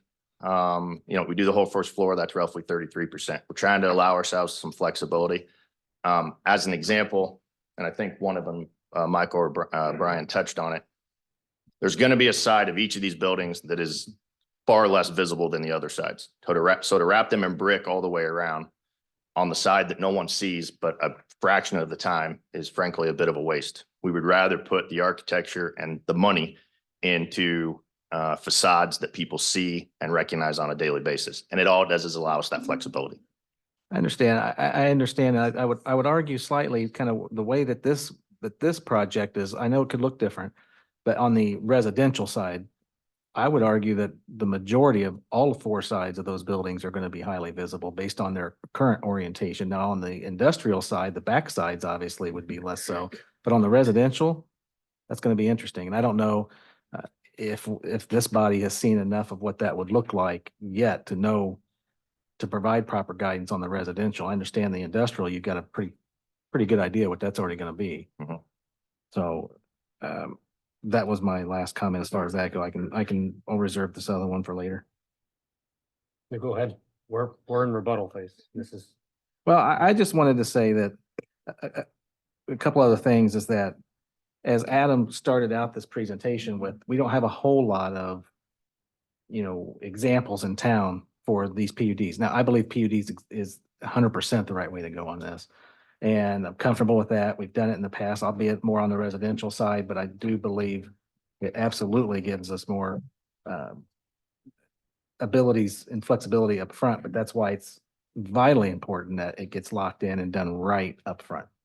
Right. And then, but we have to maintain those standards. And I think that Adams had mentioned earlier that we're using prior projects we've done as precedent, and we don't have a whole lot of those. So this is going to be a big project, an important project, and it's going to be looked back at. And so I think it's even more, my own view, more important to maintain a high standard. And I'm not saying that Louth doesn't do a good project. They do good projects, but I think that what do we want it to look like? It's going to be on a highly visible corridor, even more so at some point when the road's finished. It's got to be done right now. We only get one chance to do it. Right, I first feel like we're time. backing into the PUD rather than having a PUD. Well, a PUD, the point of it is, the point of it is it's a starting point for discussion. Yeah, And I think that they correctly have brought up, if you're just gonna go by the standard town standards, you're rather locked in. And these are providing higher standards than what we already have, and it's open for negotiation. Now, I think that that's where that bar needs to be set high. Now, where is that gonna be? And obviously, everybody's definition of high is different. But I think that once we arrive at what we want that to look like and provide that proper guidance to the council for them to make their final determination, I think that bar needs to be set high for future developments. To your point, this is a question I was going to ask. A gentleman brought up, the detail in the PUD, right? And you guys mentioned that this is a project 4 or 5 years in the making. And you're bringing a PUD before us without the demographics, without some of this information. It feels like, why are we rushing to the finish line if we're, excuse me, if we're 4 years in? It feels like we're just a smidge early. And I guess that's my question is, we don't know the market demographics here quite yet. We don't have some of the information on the, we're coming up with last minute changes to the PUD requirements. If this is a 4-year project where you get a lot of sweat, blood and equity into it, let's all do it right for everybody's benefit. So if you could just speak to that a little bit, I guess. Sure. That was a question that was brought up, and I'm a little curious as well. So I think, in order to be fair to the PUD, the primary reason for the PUD in this rezone petition is because of the mixed use nature of the zoning. Yeah. So to your point, Mr. Holland, is, we have asked for a deviation from the 2 zoning ordinances, frankly, that we're trying to combine into this PUD. We've asked for some flexibility on those items. In most cases have elevated. In a couple instances, we've actually asked for a little less, setbacks as an example. But to your point, in order to do it right, anything that's not covered in the PUD reverts back to the ordinance that you've already provided, which I would assume is the way that you would perceive as doing it right. So as long as we're not addressing it in the PUD, it reverts back to the standard you've already set. Sure. I guess there are just some questions like with the 20% masonry. I think there's some things that are up in the air that we're trying to fold in to the PUD that feel not fully fleshed out. And I think that's the concern that I've heard here, is that if we don't flesh it out and we lock it in here, then we're not reverting back to what would be our standard variance or our standard ordinances, excuse me. So just want to make sure that if we're gonna flesh it out, let's flesh it out appropriately. If we're gonna put it in the PUD. Understood. All right, I'll step back. And I've got a clarifying question. I might need Alex to weigh in on this. Is Alex still on?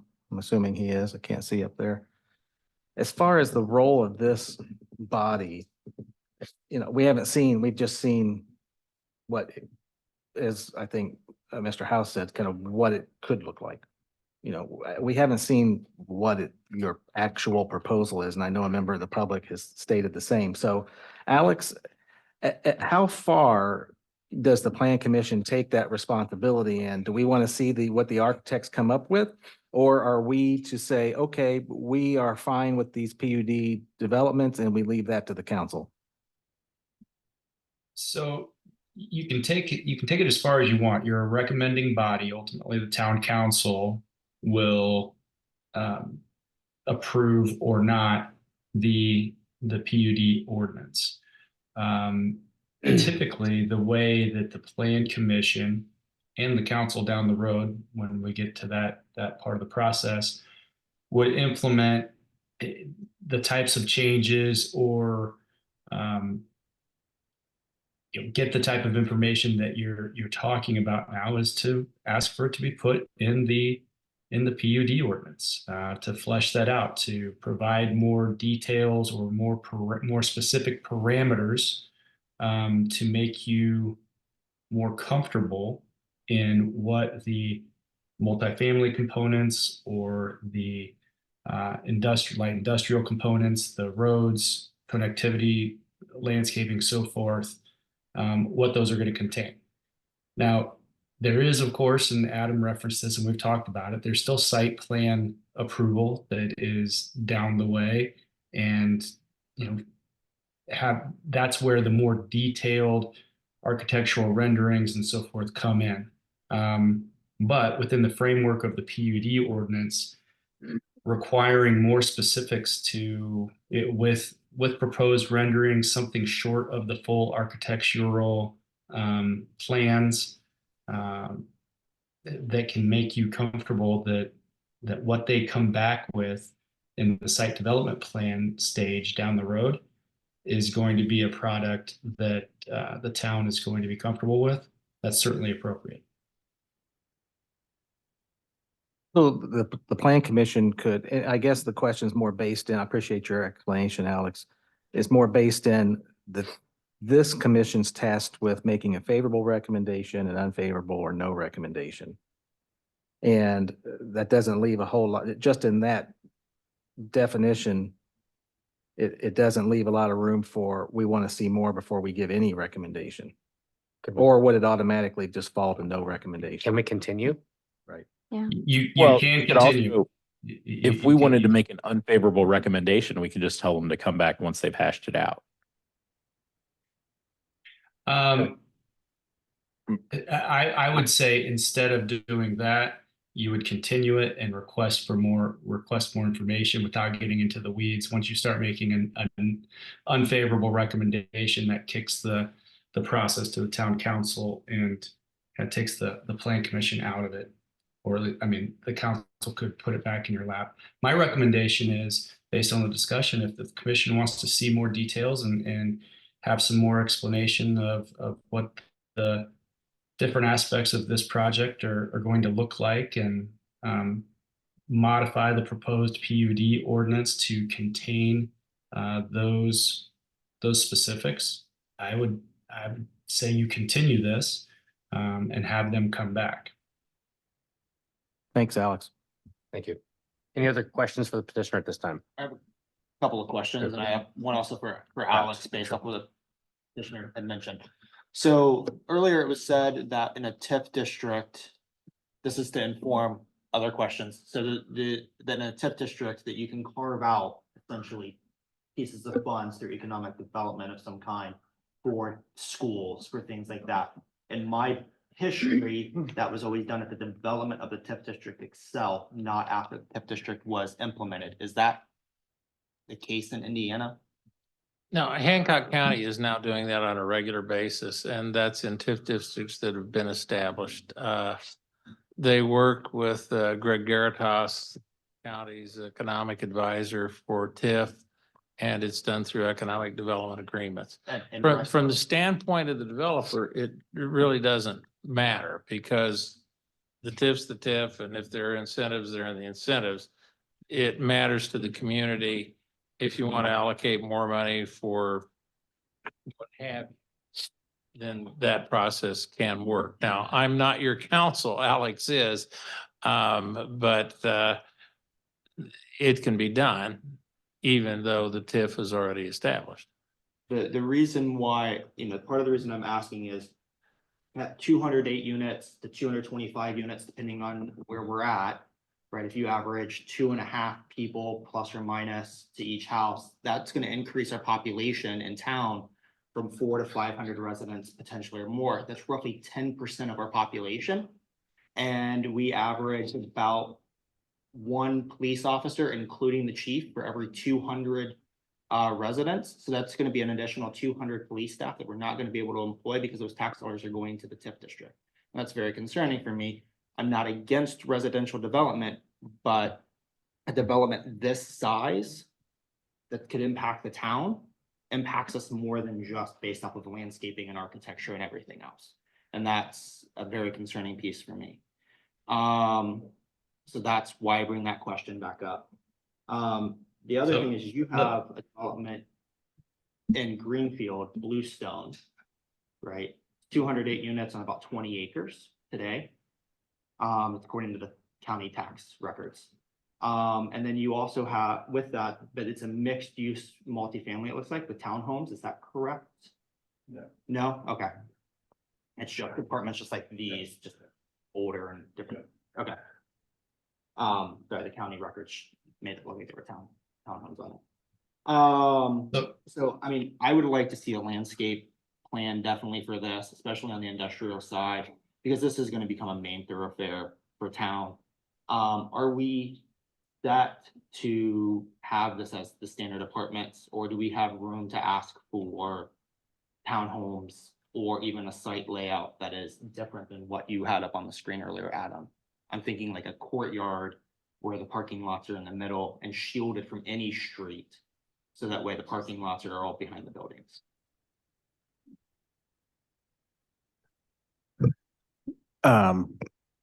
Well, I'd say it's all part of the process. So whatever you feel, whatever direction you take and whatever comments you make, that's all a part of it. And I would agree with Alex too, that from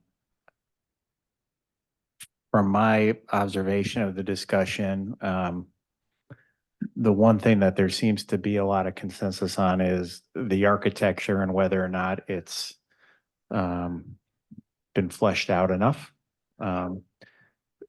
There were a variety of other comments that were raised, or at least hard to say if there's a consensus among you all on those various things, but bottom line is I would agree with Alex too, that I think there's enough questions that it would probably make sense to continue the item to the next meeting if that's the direction you want to take.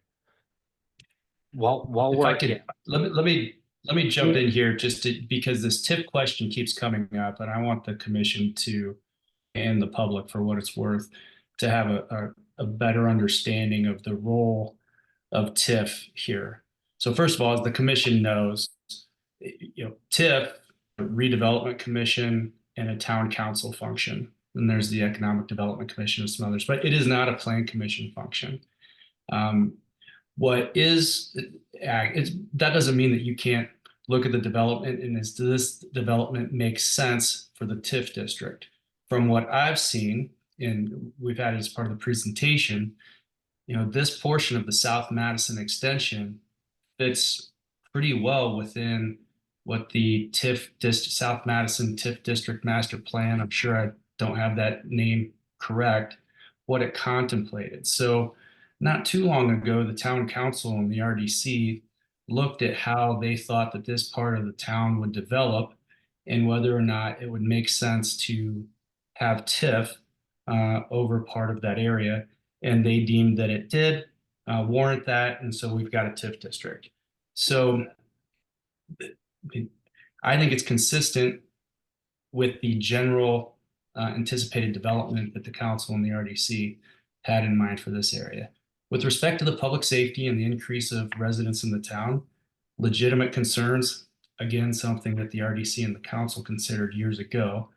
But also, as Mr. House said, we can address some of those issues through economic development agreements, which that's down the road. They haven't even asked for abatement or anything like that yet, so we're not there yet. But also, one of the ways that TIF works is it allows the town to receive additional money for infrastructure projects. So then things for roads, sidewalks, utilities, and so forth that might come out of the general fund are now coming out of TIF, which frees up more dollars to go towards public safety.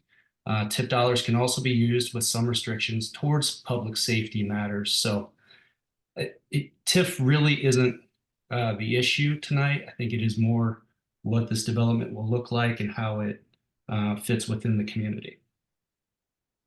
Thank you, Alex. Appreciate it. Any other questions for the petitioner? And then I think, we're having good conversation here. Let's do that as a commission after we've allowed the petitioner to rest. My question's to Alec or to Adam, so. Okay. Are you ready for that? Or you want to? Any other questions for the petitioner? Yeah. Yeah. Okay. Thank you. Okay, and I couldn't hear all the commentary up there. Well, let me say this, and I do want to be brief, and you've been very generous with your time. first of all, I've dealt with McCoursville from time to time in the past, as you well know, although composition of this body has changed a little bit over the years. My experience with Mr. Zakalakowski is he is detail oriented. He is insistent on quality. And to the extent there's concern about any delegation to your administrative staff, I think those concerns are unwarranted. He is demanding and searching. And the important point of that is this. The Lauth Group has come forward with a proposal that was extensively discussed with Mr. Zakalakowski. He's your point of contact. Every question he raised, every concern he raised was addressed in detail by Lauth. Now, I understand, because I have sat in your shoes in the past, or your seats, the desire to have more detail. But it's a balancing act. To move to the architectural phase is extraordinarily expensive. Mr. Garvey estimated $200,000. We didn't get to this point on chump change, with no disrespect. So there has to be some assurance that the project can move forward before that additional expenditure is justified.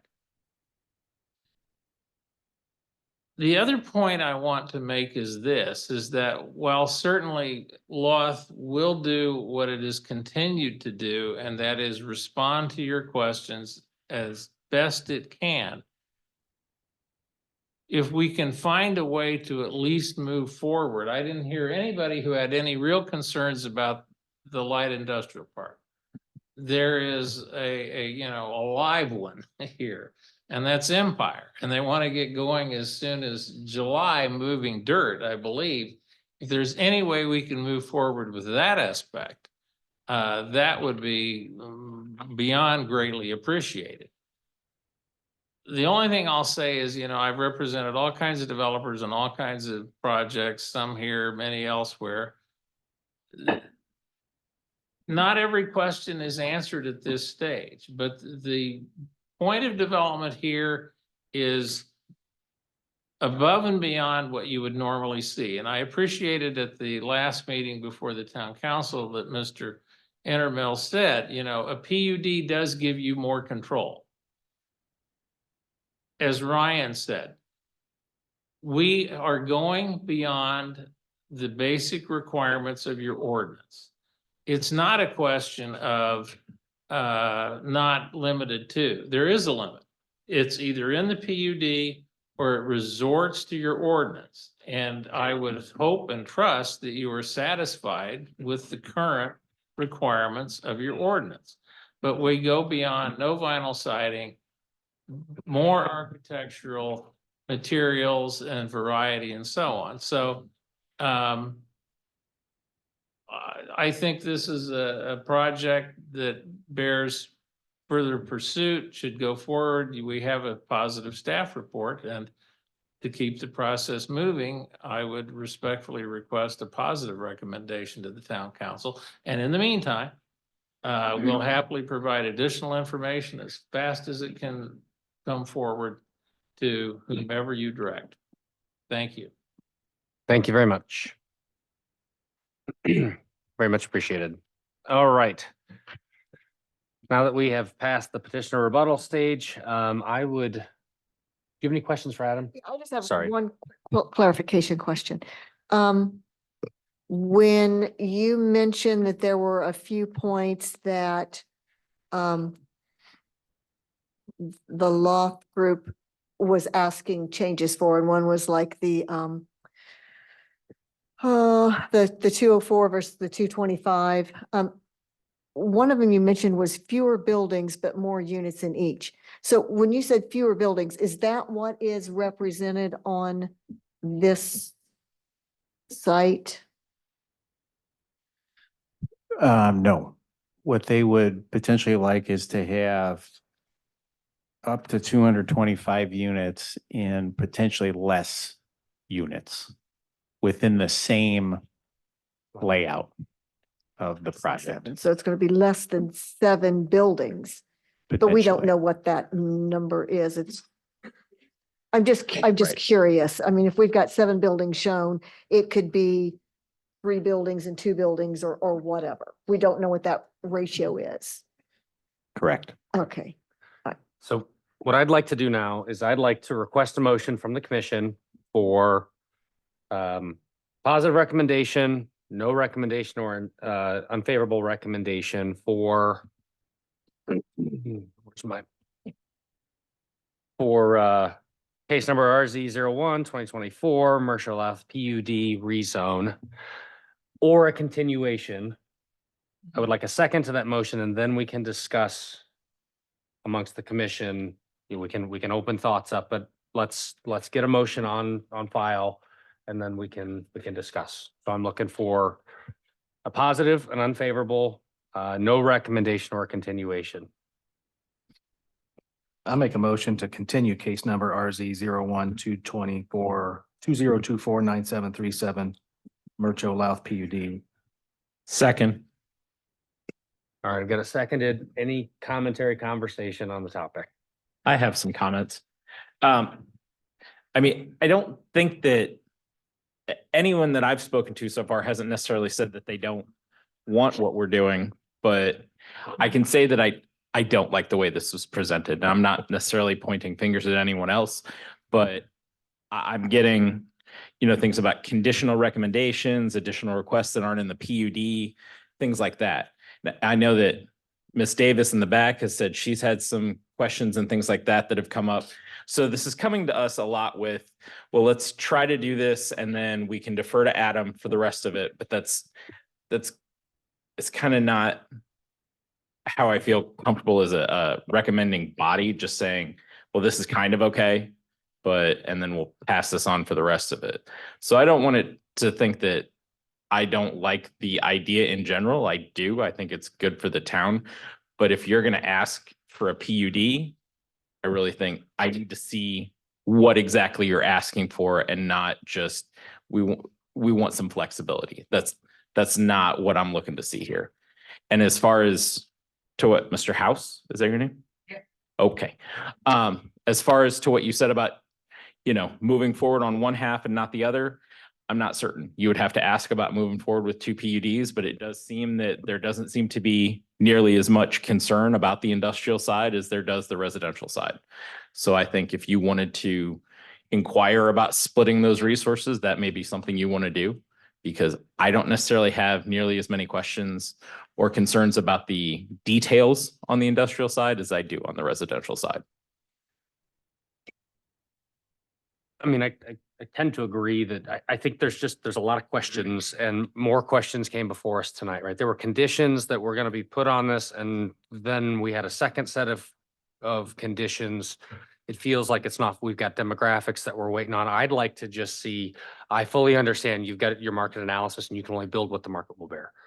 And you can't build, we're not putting Venetian apartments in Fortville, right? I fully understand that.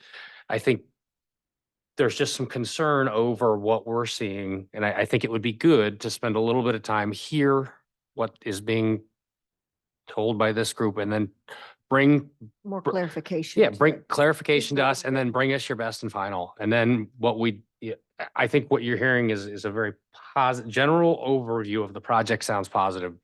But with it being a PUD, there's just a little bit of concern with the gray area. And I'd like to agree with you, Nation. I really like this project. I'd like to see it go through. I think this would be a great asset to our community. And I understand a lot of these details don't come out until we have the site concept plan, which will eventually come before us, and we'll sign off on a lot of the design elements. However, there's still a little bit more refining that we can do on the details to specify, this is the number of apartments we're going for. This is the percentage that we're aiming for this material. Just going through, these are the apartments that we're aiming for. These are the number of buildings that we're going for and where we're planning on putting the retention ponds. Because I feel like right now, a lot of it is still up in the air, and I think we can just have a little bit more refinement. a lot of us up here do happen to work with architects and civil engineers and designers.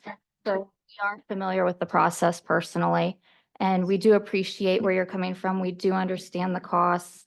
And we do appreciate the time and investment that you've put forward towards this project. We just want to see a little bit more detail to help ease the transition and help assuage concerns that are within the community and help bring the best product forward to Fortville and our community, and also make a statement for Lauth Group that you guys can be proud of as well.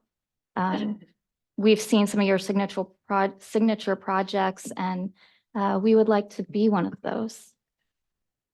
Thank you. Yeah, well, we will get to that. My comment is, yeah, overall, I like what I hear, what I see, but I agree that it just needs to be dialed in a little bit. As far as the architectural details, and I'm a residential architect, so I totally understand not wasting money on ambiguity at this point. If we could dial in some of these, what we are wanting to see, then your architect is not wasting time and money.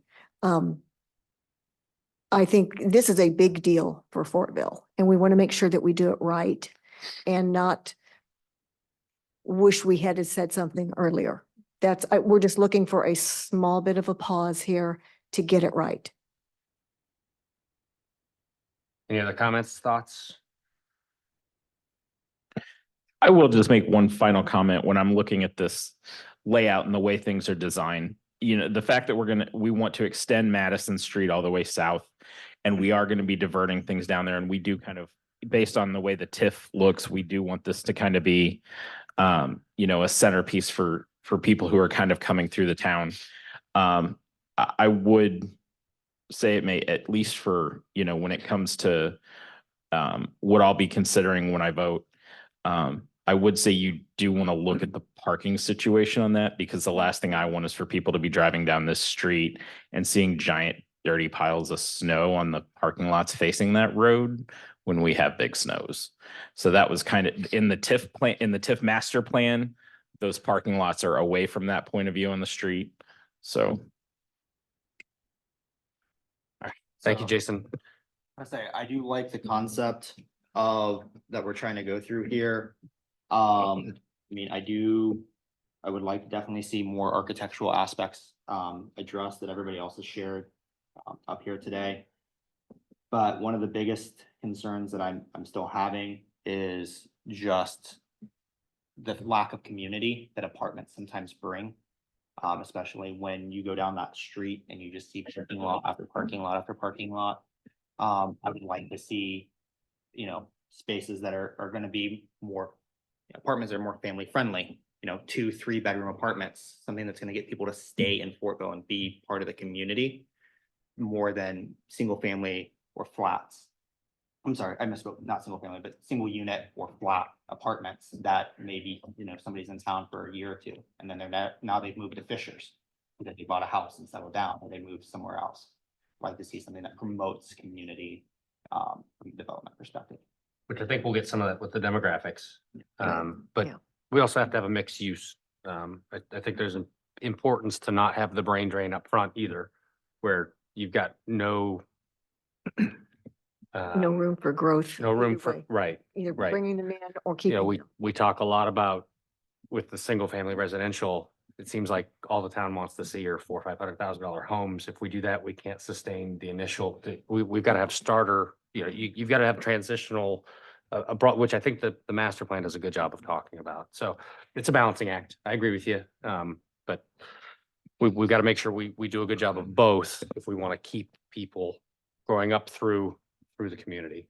And I agree to that, because the one thing to that is, the other element from a lot of this old town, if you do just focus on those larger, more expensive homes, a lot of the people in this old town, if they need to expand just a little bit to something like slightly larger, they've been priced out of their own town. So I agree with what you're saying.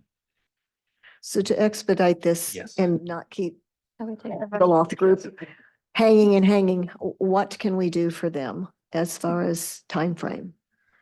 So, yeah, I guess Should we that's a take a- question for, We well, gotta finish, we gotta. we're finished. Yeah, so for Okay. the record, let's vote. We've got on the record, we've got a motion and a second for continuation of case number RZ 01-2024-9737 Mershau Louth PUD.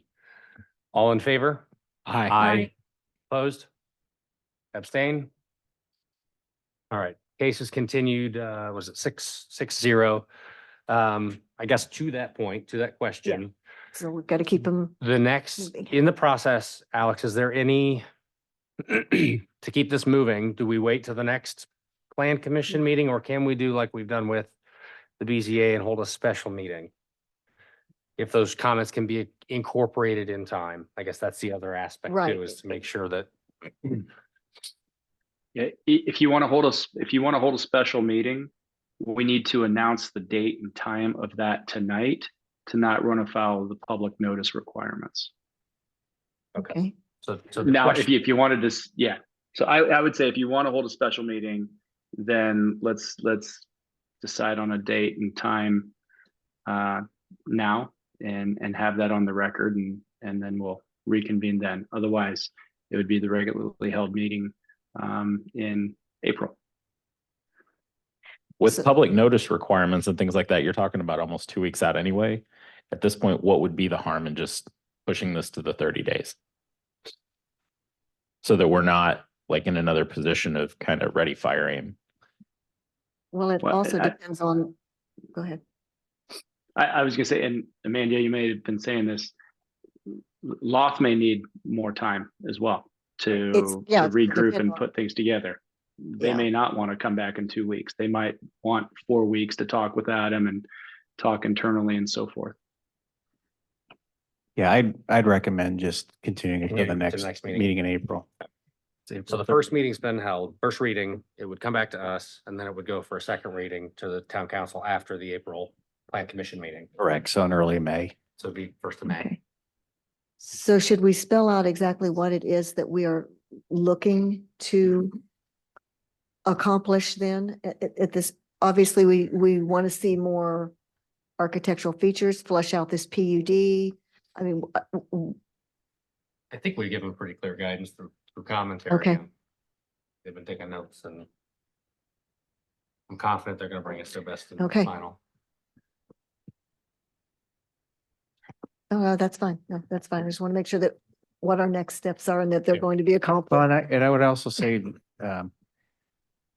in terms of continuing an item to another meeting, it happens all the time in other communities. It's not unheard of. We obviously don't do it often here. Mm-mm. And I would say that our zoning process here, once an actual application's filed and it before the public, it is a quicker process here by default than it is in, say, Hamilton County and Indianapolis. So in my professional judgment, by delaying it into the April meeting, it'll give them enough time to address the concerns that were raised by the public and yourselves, and take it from there. Thank you, Adam. Thank you, folks from the Lauth Group. Thank you for those of you who showed up for this case tonight. We very much appreciate the input and the discussion. With that, we will move to our second case for the evening, case number RZ 02-2024-712 West Broadway Street. It's a rezone. We're going to conduct a public hearing and issue a recommendation to the town council regarding ordinance number 2024-3C, a petition from Badger Engineering to rezone 7 acres from commercial neighborhood and business 1 to industrial light at 712 West Broadway. That, Adam, can you please give us the staff report?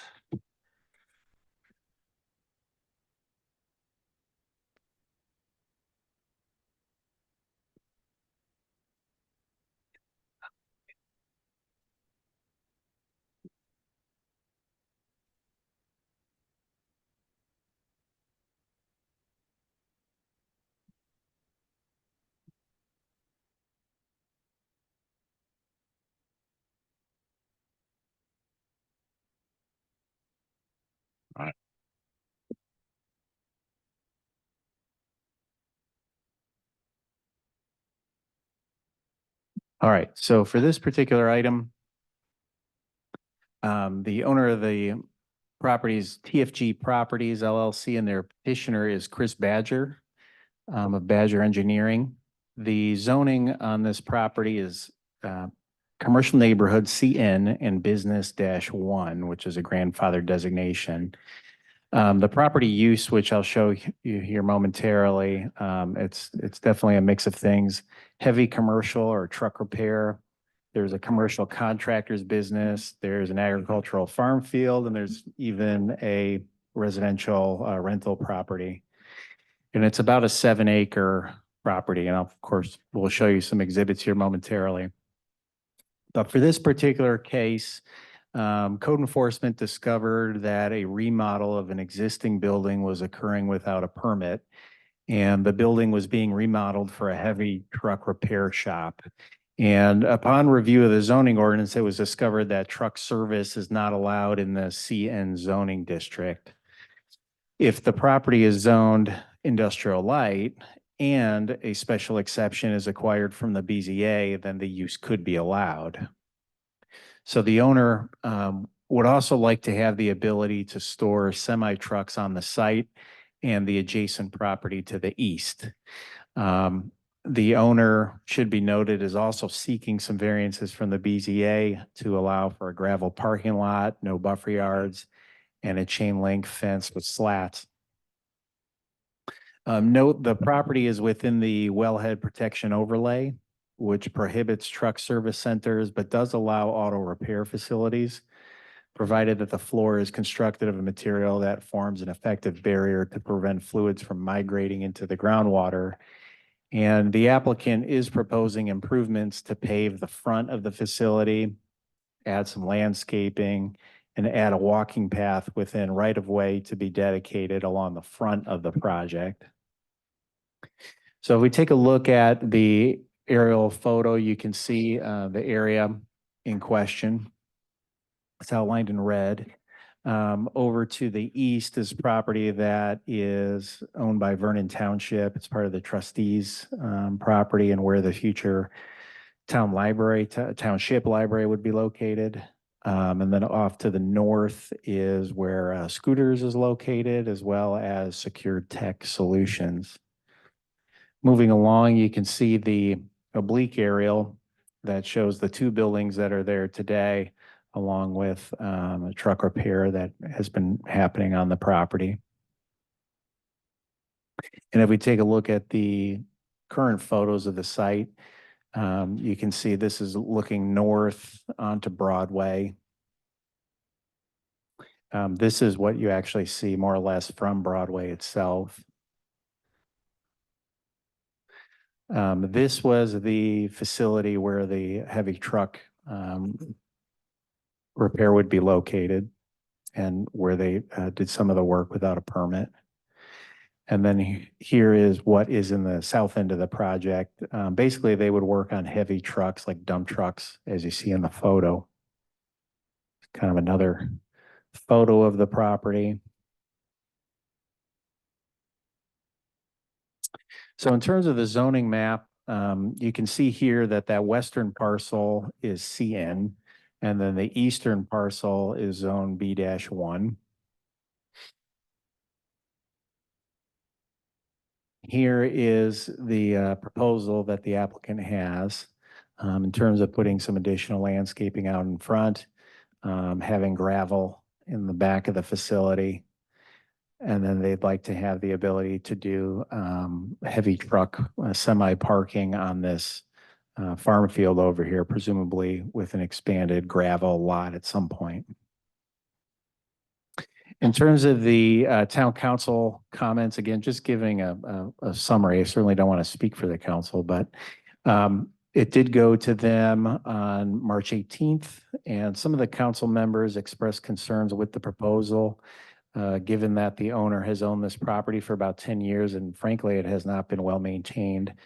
From a staff perspective, there have been some code enforcement cases with the property maintenance in the past. Now, in terms of the community response, all the public hearing requirements have been met in terms of a sign posting, mailing to nearby property owners, newspaper publication. We're not aware of any remonstrance at this point. nothing received, no letters, nothing like that. However, Mark Presley, the owner of Moondrops Distillery, has expressed some concerns about the proposal, and he's in the audience here tonight, I believe, still. So as I mentioned with the last case, in terms of the evaluation criteria per Indiana code, first one is this rezone consistent with the comprehensive plan? Frankly, not exactly. The town of Fortville Future Growth Concept Map of March 2016 identified this area as commercial, although it could be, this use could be construed as a quote unquote heavy commercial type of use. And if we take a look at that comprehensive plan map there, you can see both parcels in question are shown to be commercial. Second one, is it consistent with the current conditions and the character of the current structure if it were to be rezoned to IL? I'd say yes. The property is used for heavy commercial type of use, heavy truck repair, which would place it in the light industrial zoning district. Third item, is it consistent with the most desirable use of land? From a professional opinion, I'd say not exactly. Ideally, the property, which is in poor condition overall, could be grouped with another nearby property to the west for redevelopment. However, this type of use, a heavy commercial use, should be allowed somewhere within town limits, and this is arguably a good location for it, given that the use would be tucked away well off of Broadway. Fourth one is it consistent with conservation of property values throughout the jurisdiction? I'd say potentially.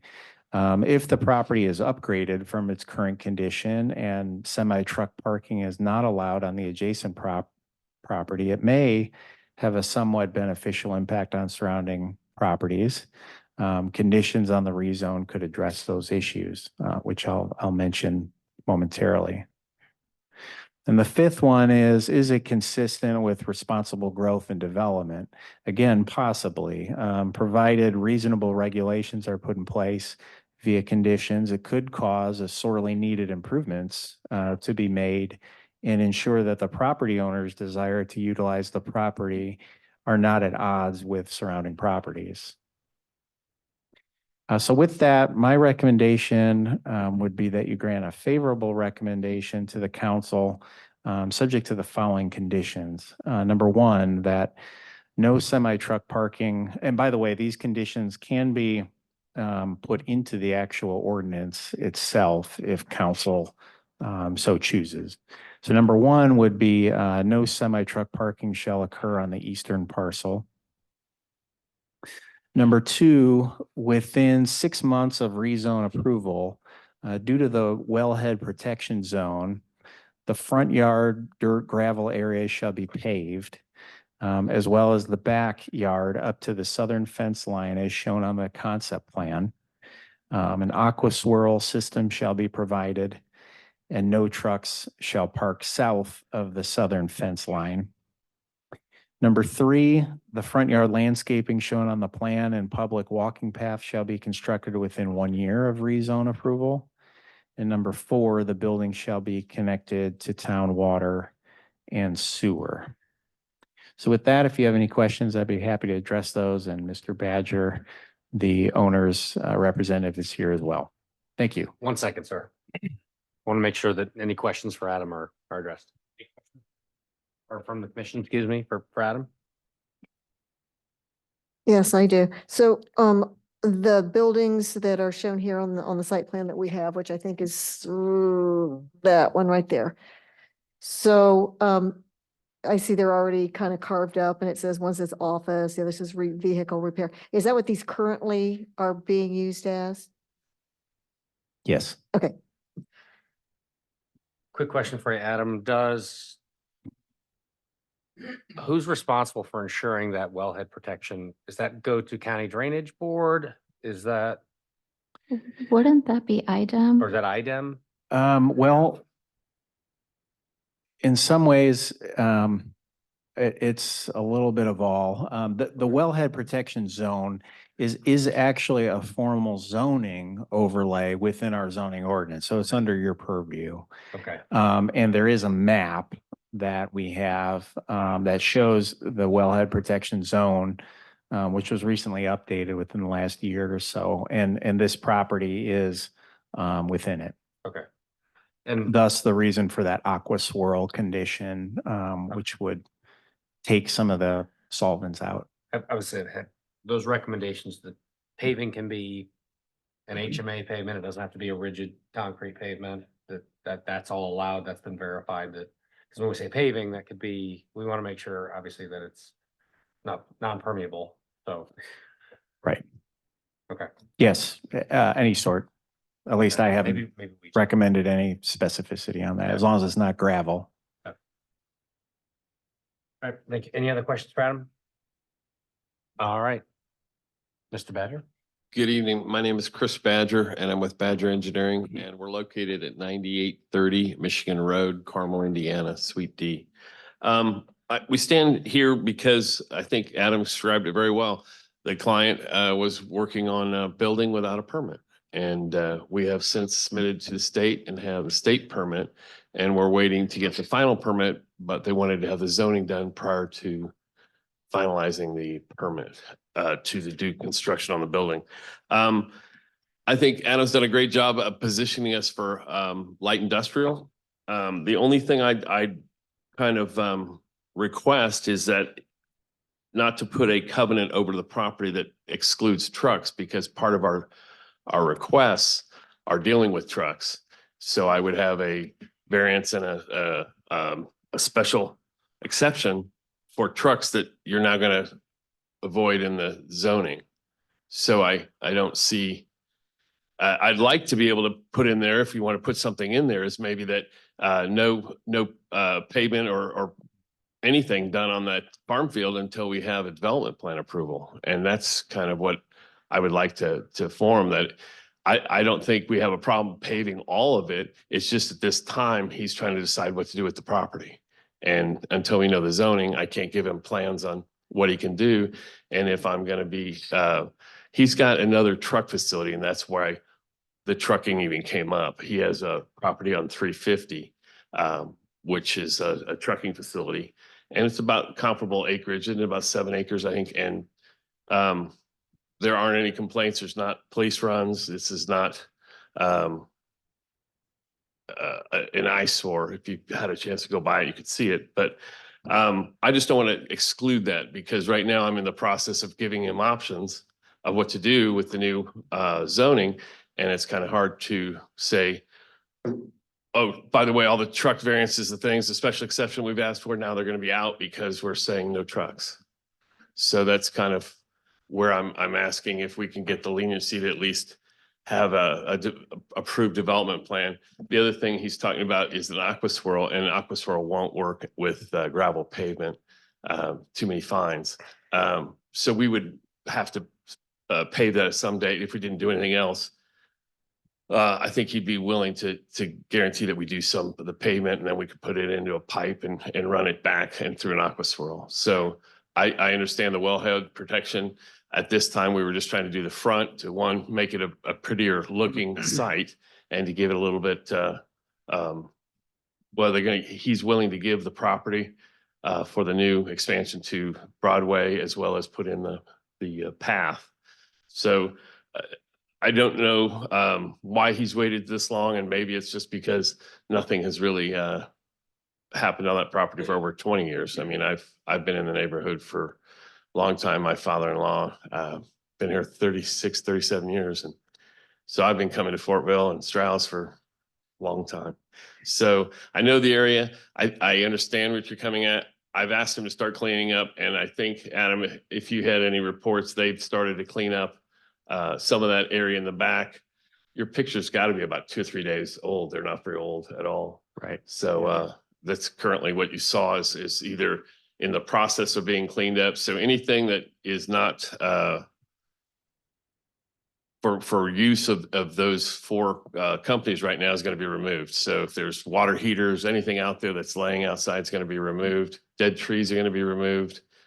and other things. But as soon as we get that, then we can kind of look at, do we want to do more small shops where people would have an office and then a place to be able to store their vehicle, like a plumbing shop and things like that? Is that the way we want to proceed, especially with the zoning and especially with restrictions on the trucks? So there's a lot of options. I still need to come to him with those. I just didn't want to be hogtied with special exceptions I'm asking for and variances I'm asking for the possibility of having trucks if we're going to be going and saying no trucks with the zoning. So that's kind of where I'm at. If you have questions, specific questions, again, it's just trying to get the zoning back to something that's what the use of the property is being used for. So I don't disagree with Adam's assessment of I-1 or light industrial. Any questions for the petitioner at this time? There is an existing well on the property that was discussed at the town council meeting. Yes. Has any water sampling or quality testing been completed to test for oil or heavy metal petroleum contamination? No, but we could have it done. I know that we're getting the 2 commercial toilets onto the sewer system, and that will also include water because we'll have to be able to have a meter. Given the history of code violations on this property, this leads to some environmental concerns, especially with its proximity to the community gardens. Were the code That's- violations EPA type of fines? I don't think there were anything. I haven't found any The in my code research. violations are but- because the use is not. Correct, but this just So leads we have to some neighborhood commercial, and we concern have a guy cutting stone. about what other things might be going on. So I haven't finished my question. Okay. So my concern is if you're going to have trucks that are sitting out there, what preventative measures are being taken to avoid spills of hazardous materials such as fuel and oil into this wellhead protected Absolutely, I understand. area? Okay, We plan to pave it. So is that it? you pave it and then you bring all the water that comes off that pavement, which would have the grease and everything, oil, and you run it through an aqua swirl, which separates sediment and oil and lets the water flow through. So we have no problem putting those in. Those are all things that are on development plan. What we're trying to decide is light industrial really where we want to be? Because if we do nothing, we could still stay with what we're doing and stay grandfathered in with the wrong uses for the zoning that we have. So whether he does anything, I understand your concern, but I think we can address that on a development plan where we can show where we're going to clean the water, where we're going to keep the trucks, where if we're going to even do trucks. Again, that's why I said I'd like to wait on paving, because I don't want to put us in a position where we have the new zoning and we have all these things that don't meet the zoning currently, such as setbacks, such as other things that, because we're shifting the zoning, I don't want to be, having to move a building so that we get 15 feet instead of 10 feet because the existing building's 10 feet away. So then will it be some form of separate water retainment for when there's Oh, flood absolutely. events? Absolutely. Yeah, when we go through development plan, it'll still have to meet the 100-year, 10-year posts. So it'll do everything a standard development plan. And I've told them now, if they do trucking, it'll be underground. So they'll have to have containment for pipes, not to let it infiltrate, but to have larger pipes if he doesn't want to have a detention pond. So we've started hitting those issues, but again, I keep rolling back to this. Those are all development plans. Once you decide what you want to do, then we'll come up with a development plan, present it in front of you guys and show how we're handling water, how we're going to handle stormwater, how we're going to handle sewer. Truck parking lots are not my specialty. That's why I'm asking I the understand. And question. there's actually different types of truck parking lots. There is secure truck parking, which would have lights and then have fences all the way around it. It would all be paved, especially just because of the wellhead. I think we had asked for gravel, and what we had intended to say is just in the area that it's in now, because until we decide what we're going to do, all that may go away if we decide to change the property substantially. Well, I was So- referring specifically to the auto repair that's there, because when you're messing with equipment, Sure. you're taking things out, you're putting things in, lines are open to leaking, We et can- cetera. we That's can look at why I maybe- was Absolutely. park the trucks they're working on. That would be the simplest type solution, and that can go to a separate grease separator. And if they don't do anything else, they could probably put a very small aqua swirl in that area that we pave for them to have vehicles on. But I follow what you're getting at. I don't want to have anything get into the well either. It's much easier to prevent it than it is to try to clean it up. Remediation is not cheap. And we'll get an opportunity to see the site plan, that'll all come back before us. At that time, we can hammer on the details, but that's important. Any other questions? Thank you. Thank you. All right, we'll move to public comment. Anybody would like to speak for or against the project, please come to the front, spell your name and your address, please. Good evening, guys. It's Mark Presley, owner of Moondrops Distillery, and I own the distillery 3 doors down. It's Mark, M-A-R-K, Presley, P-R-E-S-S-L-E-Y, and I am sole owner of Moondrops. I have lots of concerns. I'm going to start by going back a little ways. Roughly 5 years ago, I asked to build a distillery, and the hoops that I had to jump through were incredible. And my thought at the time was, that's the front door to Fortville. You guys just spent 2 hours talking about 20% brick. And to say that those lots are okay is an extreme. I've seen better junkyards. It's just plain ugly. My investment in this town, I said, would be $4 million and 14 employees. In 4 years, we have $5 million and 16 employees today. I have all intention of expanding, and right now with the neighbors and the looks of my properties around me, I can expand in Greenfield just as easy. It's got to be a lot better than just dumping dirt and trash and letting people do things without permits. And then, okay, well, we did bad now, but we're going to do better later. I told you I'd do good. I'm doing good. I want to be pure. I want to be a good neighbor, and I want this town to be a destination point. That's your front door. Everybody right now is coming to me. We're seeing about 200 people a weekend come from Fishers and Indianapolis, and they come that direction. So that's what they're looking at.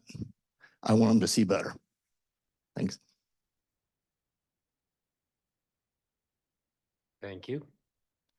Anyone else like to speak for or against the proposal from the public?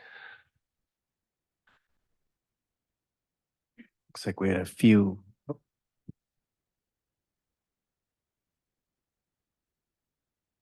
E. Davis, I'm at 318 North Merrill Street. I just don't really think you want semi parking in that area. I just think that would be a big mistake, just my opinion. Thank you very much. We have comments on Zoom. Adam? Yes. Yeah, it looks like there were some written comments. Is there anybody online that would like to speak on behalf of or against the case tonight? Otherwise, we can read comments.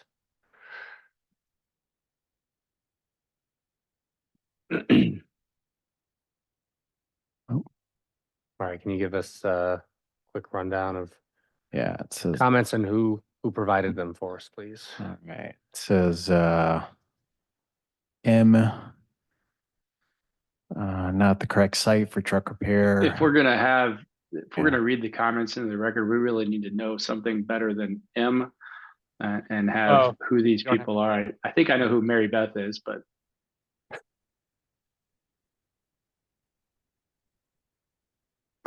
Mary Beth, I believe it's Sears, wrote, the trucks parked behind the last building are junkyard quality. This is a horrible proposal for this property. Our police chief was opposed to semis parked at this location. Okay, M is Michael Nation. Michael Nation. Thank you, Alex.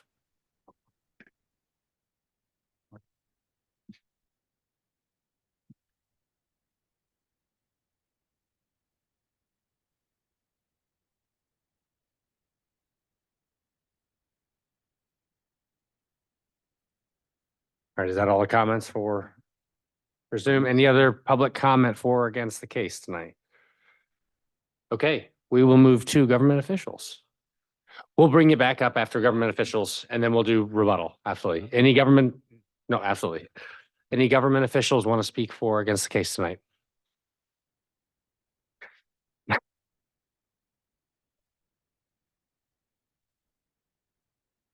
think I'm confused. Tanya Davis, Rural Council, Town Council. I thought this was not supposed to be overnight truck parking. Not supposed to be anything, but they were, Well, let's That's ask the okay. question and then we'll have him come back after rebut. Yes. That's a concern because I don't think that's what we thought it was going to be in the first place. I actually thought it was going to be truck repair, not more than 24 hours and the truck leaves. No truck parking of complete units and because that's popping up all over the county. Just places to park trucks and it's needed, but it's not the right place for it. I'm kind of with Mark. I mean, it is the entrance to the town. So, and it has looked bad for a long time. Okay, thank you very much. Any other government officials want to speak for or against the case tonight? Okay, now we will move to petitioner rebuttal. You may come back up and answer any questions that have arisen. Follows.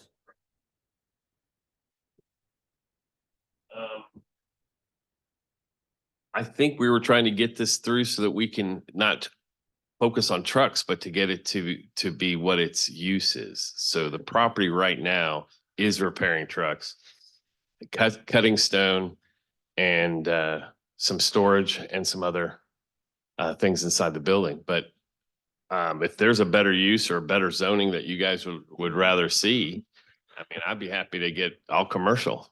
So to Adam's condition, I guess this would be a question. I know you were concerned about the truck covenant. Adam's condition was this would not be truck parking, overnight truck parking, which it sounds like that was the original intent. Is that a concern? I mean, I won't say it's an original intent, but when we started looking at it, what are they fixing right now? They're fixing semis. So if we had to add, let's say, an oil change for semis where they would drive through, that wouldn't be permitted if I'm not mistaken, because I guess you're 24 hours. If you take an oil change for 24 hours, you'd be a little sad. That's the concern. I think is it's a turnaround repair, right? It's a day repair or 2-day repair. Well, yeah, but I mean, I'd be hard pressed to say it's gonna be 24 hours because a lot of times you can't get a part. And if you're just waiting 2 days for a part, you can't drive it. It's gonna sit out there for a couple of days until you get your part. So I understand what you guys are putting us in a hard place. And I'm like, well, I'd hate to lose my rights of B1 just to get a property that's I1 and not being able to do what the client wants. Then we'd be right back here within, a year when he finally knows what he wants to do. So I guess I'm a gas. I don't know what to change it to. All we're trying to do is get the zoning fixed so we can fix the building. And that's why we're Is getting he in front. tractor trailers at this location at this moment? The one that they were doing was going to be for the semis where they would just pull in the cab, the front end, the tray, what do they call it? They got a tractor and the Is he- trailer. No, because the building that they were going to use didn't meet code. Adam, can you pull up the zoning map real quick? So I just want to continue on that question. Yeah. Is that the eastern parcel is the condition was that there be no semi parking on the eastern parcel. It would look like And based nothing on, south of the fence line. right. So it would look like there is still, if we had a 2-day part, there's still room on the initial parcel, not the eastern parcel, that you could, in theory, as long as you're not backing up 15 semis. Right. Again, we're focusing on semis. I don't know what's going to be done with the property. I really don't. It's not like we're trying to say, oh, we're going to go put trucks out there tomorrow. All I know is that we will have to pave it because after hearing about the wellhead, it would have to be paved. He owns a truck stop. So that's why this even came up, is because he already owns a truck stop. Would he on 350? Look, parking. I'm sorry. Okay. There is a difference there, but I guess we have a little piece of commercial up front. We could put a restaurant up there and then we could call it a truck stop. You're absolutely right, though. And I don't know that they're gonna park trucks there. I started looking at a layout. It looks like it's a little bit narrow, but even then, if we did it, we'd have to present it in front of you guys for approval to do it anyway. And at that time, we'd get the aqua swirl in there and everything else. If that's the way the client wants to go, and if it's against what you guys want to see, then I'll tell them it's a huge uphill battle. It's not worth it. Let's look at a different and better use. But the problem is nobody's busted down his doors in the last 10 years to buy the property to put in whatever you guys envision as the cornerstone of entering Fortville. I don't know what that is. And if there was somebody knocking on our door, we'd jump to it. You know, I'm sorry, but this is the way the property's been for the last 20, 25 years. I want to speak to that just for a second. Sure. And anybody jump in and correct me. I mean, you've mentioned now a few times that you don't know what it is, you know, what can be put there until the town renders what it is you can put there. Well, the code clearly says what can be put there now. And then the reason why these procedures are put in place is for if he has a prospective business owner that wants to do business, he needs to check with the town or check to see that it's permitted at the beginning, not just allow it and then come back and ask for forgiveness. Don't think And that's that's what he's. I'd like to, done. I wanted to make a comment on this. The concern I have here is he began unpermitted construction, and now you're coming to us trying to get the permits after the fact before we've even had a chance to discuss this. The concern I have is that moving from commercial to industrial gives him more of an ability to create that eyesore. And especially given the fact that we have moondrops to the west, and now we're going to have a community garden and a library on the east. I mean, do we even have any assurances from the owner that they're not just going to continue down the same path of code concerns and eyesores and potential violations that we already have a record of? I think those are being blown a little bit out of proportion, and they've had, I think, one problem in 5 or 10 years. This is not an epidemic. I do agree that he started getting a building that he thought he was fixing to be able to have a guy to go in there. The building was there. It wasn't like he built a building overnight. That building was there. It had those things, and then they started to go to it. And absolutely, you should have control over what's built and what's not built in your town. And I'm 100% for that. I can't fix anything in the past. I'm here now, and I'm giving the client guidance. And if your guidance is let's not have trucks, I'll go to them, say, look, we can get the industrial zoning, or maybe we need to back off and look at what we want to do with the zoning. I can do a lot with neighborhood commercial, just to let you know. I mean, we can do a lot of development with just neighborhood commercial, and the remaining part that's business, that allows me to put in this essentially the same thing we're doing now, which would be a truck repair or vehicle repair on B1. So you know, there is existing zonings that allow us to do what we're doing, and we are in a weird spot because a commercial neighborhood doesn't allow semi traffic or semi trucks, and that's what.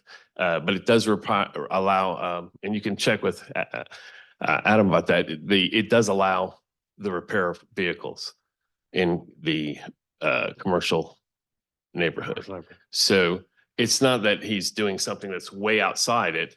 And neighborhood commercial would also allow the stone cutter who's there. It makes granite tabletops and counters.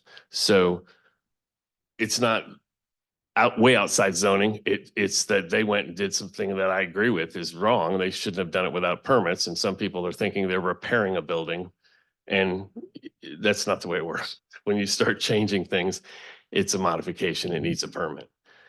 So I know that he's asked me to come up with some ideas on what the front should look like and whether they want to put in some a different front, because I can't understand why you have 2 dormers on a building, which you're not trying to make it look residential. But there also is an existing house that's on there, and that's a source of income, and that's a source of issue because again, it wouldn't be allowed in light industrial either.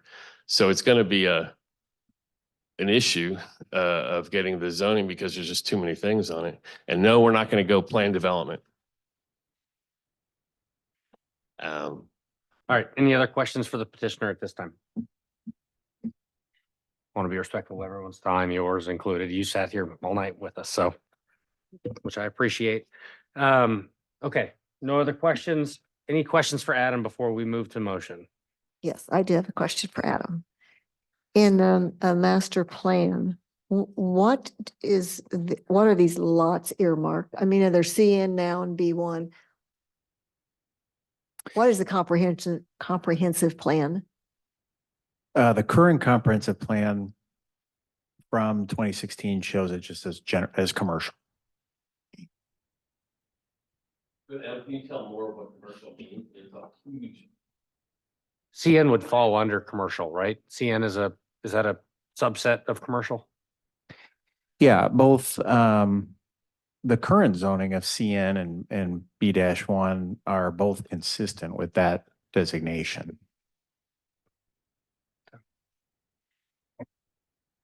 Any other questions for Adam? Yeah, to go along with that, even if it's a commercial or CN, I mean, it's still gonna have to go before the BZA for special exception, right? To Right. allow big trucks.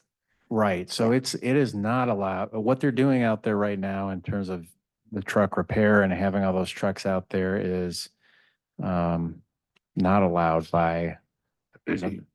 So the only way that it could be is if they get a special exception. And is anything that he's doing right now even grandfathered in? I think the only thing that would be grandfathered is the residential component to it. See, there's so many components of this. It's, It's I the mean, problem. it's, as you know, it's a bit of, I mean, it's a ramshackle facility. When I went out there, I mean, it looks like something you'd see in, rural Texas or something. It's rough. So, I didn't even know, I worked here for 7 years. I wasn't even 100% sure as to what was actually in there anyway. So Mr. Badger did provide as part of that site plan, it shows what's in each of the Right. buildings. So. Any other Okay. questions? So, Thank you. All right, so I would look for, can you pull up the conditions just because that was talked about? I would look for a motion for a favorable recommendation, an unfavorable recommendation, no recommendation, or because we've already entertained it tonight, a continuation for case number RZ 02-2024-712 West Broadway Street. I motion for an unfavorable recommendation for case number RZ 02-2024 for 712 West Broadway Street. I'll second. Okay, open this up for comments. Is there any discussion that we want to have on the topic before we move to vote? Thoughts, comments? there's just a lot to unpack on this property and changing zoning doesn't really fix or rectify any of it. This is my comment on what it's worth. Yeah. Well, and I just think, like I said, I think trying to do this after he's already started building unpermitted, trying to move from commercial to light industrial doesn't really speak to what I think we're trying to, or what the town is starting to do in this area. I don't think it serves a purpose. Well, I guess to the earlier conversation, which is maybe separate, maybe we shouldn't entertain it, but there just seems to be a level of uncertainty where we don't know what's coming in here, and we are providing a recommendation on kind of a blank slate. I know it's just zoning, I feel like we need more detail. It's just ambiguous. but with what is a large farm field to the east, there's a lot of potential there. And I know that there are specific conditions that would limit what would occur on the eastern parcel, but Well, I agree with what, the audience, Mr. Presley said, that this is a gateway to Fortville and now is the time to look at the potential of what these parcels could hold and not just continue and allow more of the same. and I guess to that point, just looking at it from what we are being asked tonight, if this is the front door to Fortville, do we want to change it from what is currently commercial to IL? does this IL belong on the front door? Well, Right. and aside Different from that, question. I mean, I know that we're talking of again, like, we had said earlier about some of the vagueness or the ambiguities here. But in this case, with our previous vote to continue, they at least brought that about the right way. Correct. This was not. I truly, like, I support my motion for an unfavorable because this wasn't even brought to us the right way. And I think it needs to start over. Any other comments before we move to vote? Adam, have fees been rendered on this yet, or is it too soon, or? Fines, you mean? Sorry, yeah. No, they have not been issued.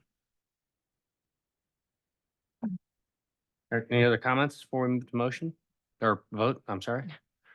For the record, we have an unfavorable recommendation for case number RZ 02-2024-712 West Broadway Street. With a second as well. All those in favor? Aye. Aye. Opposed? And abstain? All right, unfavorable recommendation is rendered with a 6-0 vote tonight. So deal with the seeing. All right, thank you all for coming out. That concludes our new business for the night. Any board comments? We do have one other item, Nathan, item number 7. Oh, I'm sorry. I just zipped right over it. Okay, we've got one last piece. This one should hopefully be fairly quick.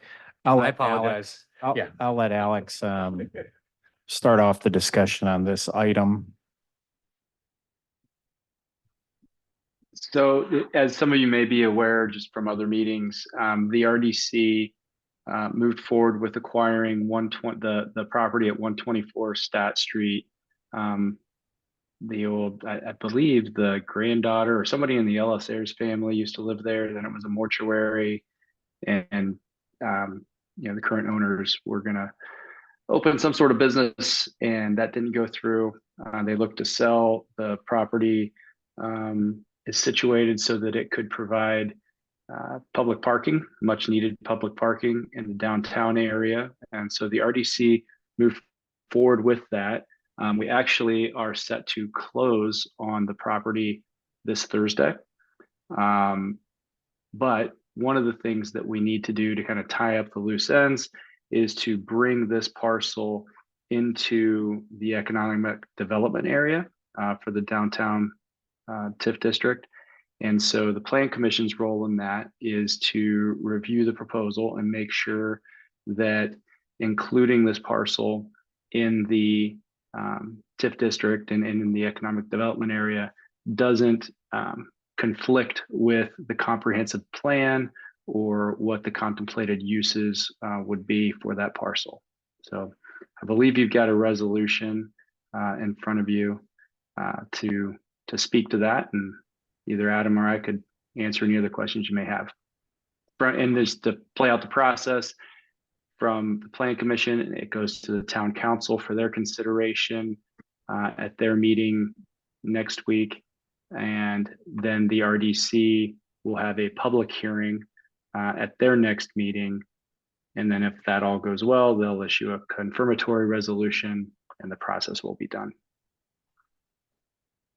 And then from a staff perspective, the resolution asks you to see if it's in conformance with the plan of development for the town. So just so you're aware, I think there's probably only 2 items to consider. Number one is what's on the actual map itself.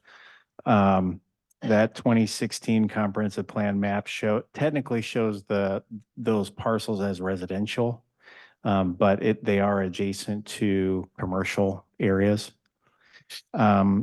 Secondly, since I think it's been undecided at this point, but at least there is a potential for the building to be demolished. The comprehensive plan does state to preserve and enhance the character of Fortville's neighborhoods, enable sensitive, economically feasible maintenance, and adaptive reuse of historic buildings. So those are basically the only two two items in the quote unquote plan of development that would be applicable in this situation. Do we have an aerial of parcel or property in question? No, we've got this. attached. Yeah, That's just the first one. Just trying to visualize. Yeah, it is. Oh, okay, right next to. people's So I'm- Park. I'm The old a funeral little, home? Okay. I'm a little unclear exactly what is our role in, we're just asking to rezone this to the TIF district. I guess I'm just totally unclear. not- I don't know no. what we're doing. It's not rezoning. You're just evaluating whether bringing acquiring this property and bringing it into the economic development area for downtown would frustrate or conflict with the development plan for that downtown area. And so, as Adam said, it's adjacent to the commercial area. It fits well with some of the alleys and streets to provide public parking, which is needed. And as far as the existing building, that's yet to be determined how that will be used or not, or demolished or what have you. But really, it's just looking at it and going, all right, does it make sense to bring this parcel into our downtown development area? Sure. So Okay. from the commission, do we need to make a motion affirming this, or how do we handle? What is the affirmation process look like? Yes, you would simply need to adopt the plan commission order. Okay, So I'll make a motion to Which adopt the you- plan commission order number 3A as proposed. Second. Any commentary? All right, all in favor? Aye. Opposed, abstain, carry 6-0. With that, we have wrapped up the new business for the evening. Any board comments? I just want to thank everybody for coming out tonight. Spirited debate. Thank you to the commission, Alex, everybody, for a great evening. Yes, I will look for a motion to adjourn. Motion to adjourn. I'll second. All in favor? Aye. Aye. Thank you, everybody. Thank Yeah, I you, gotta Alex. sign every. Have a good night.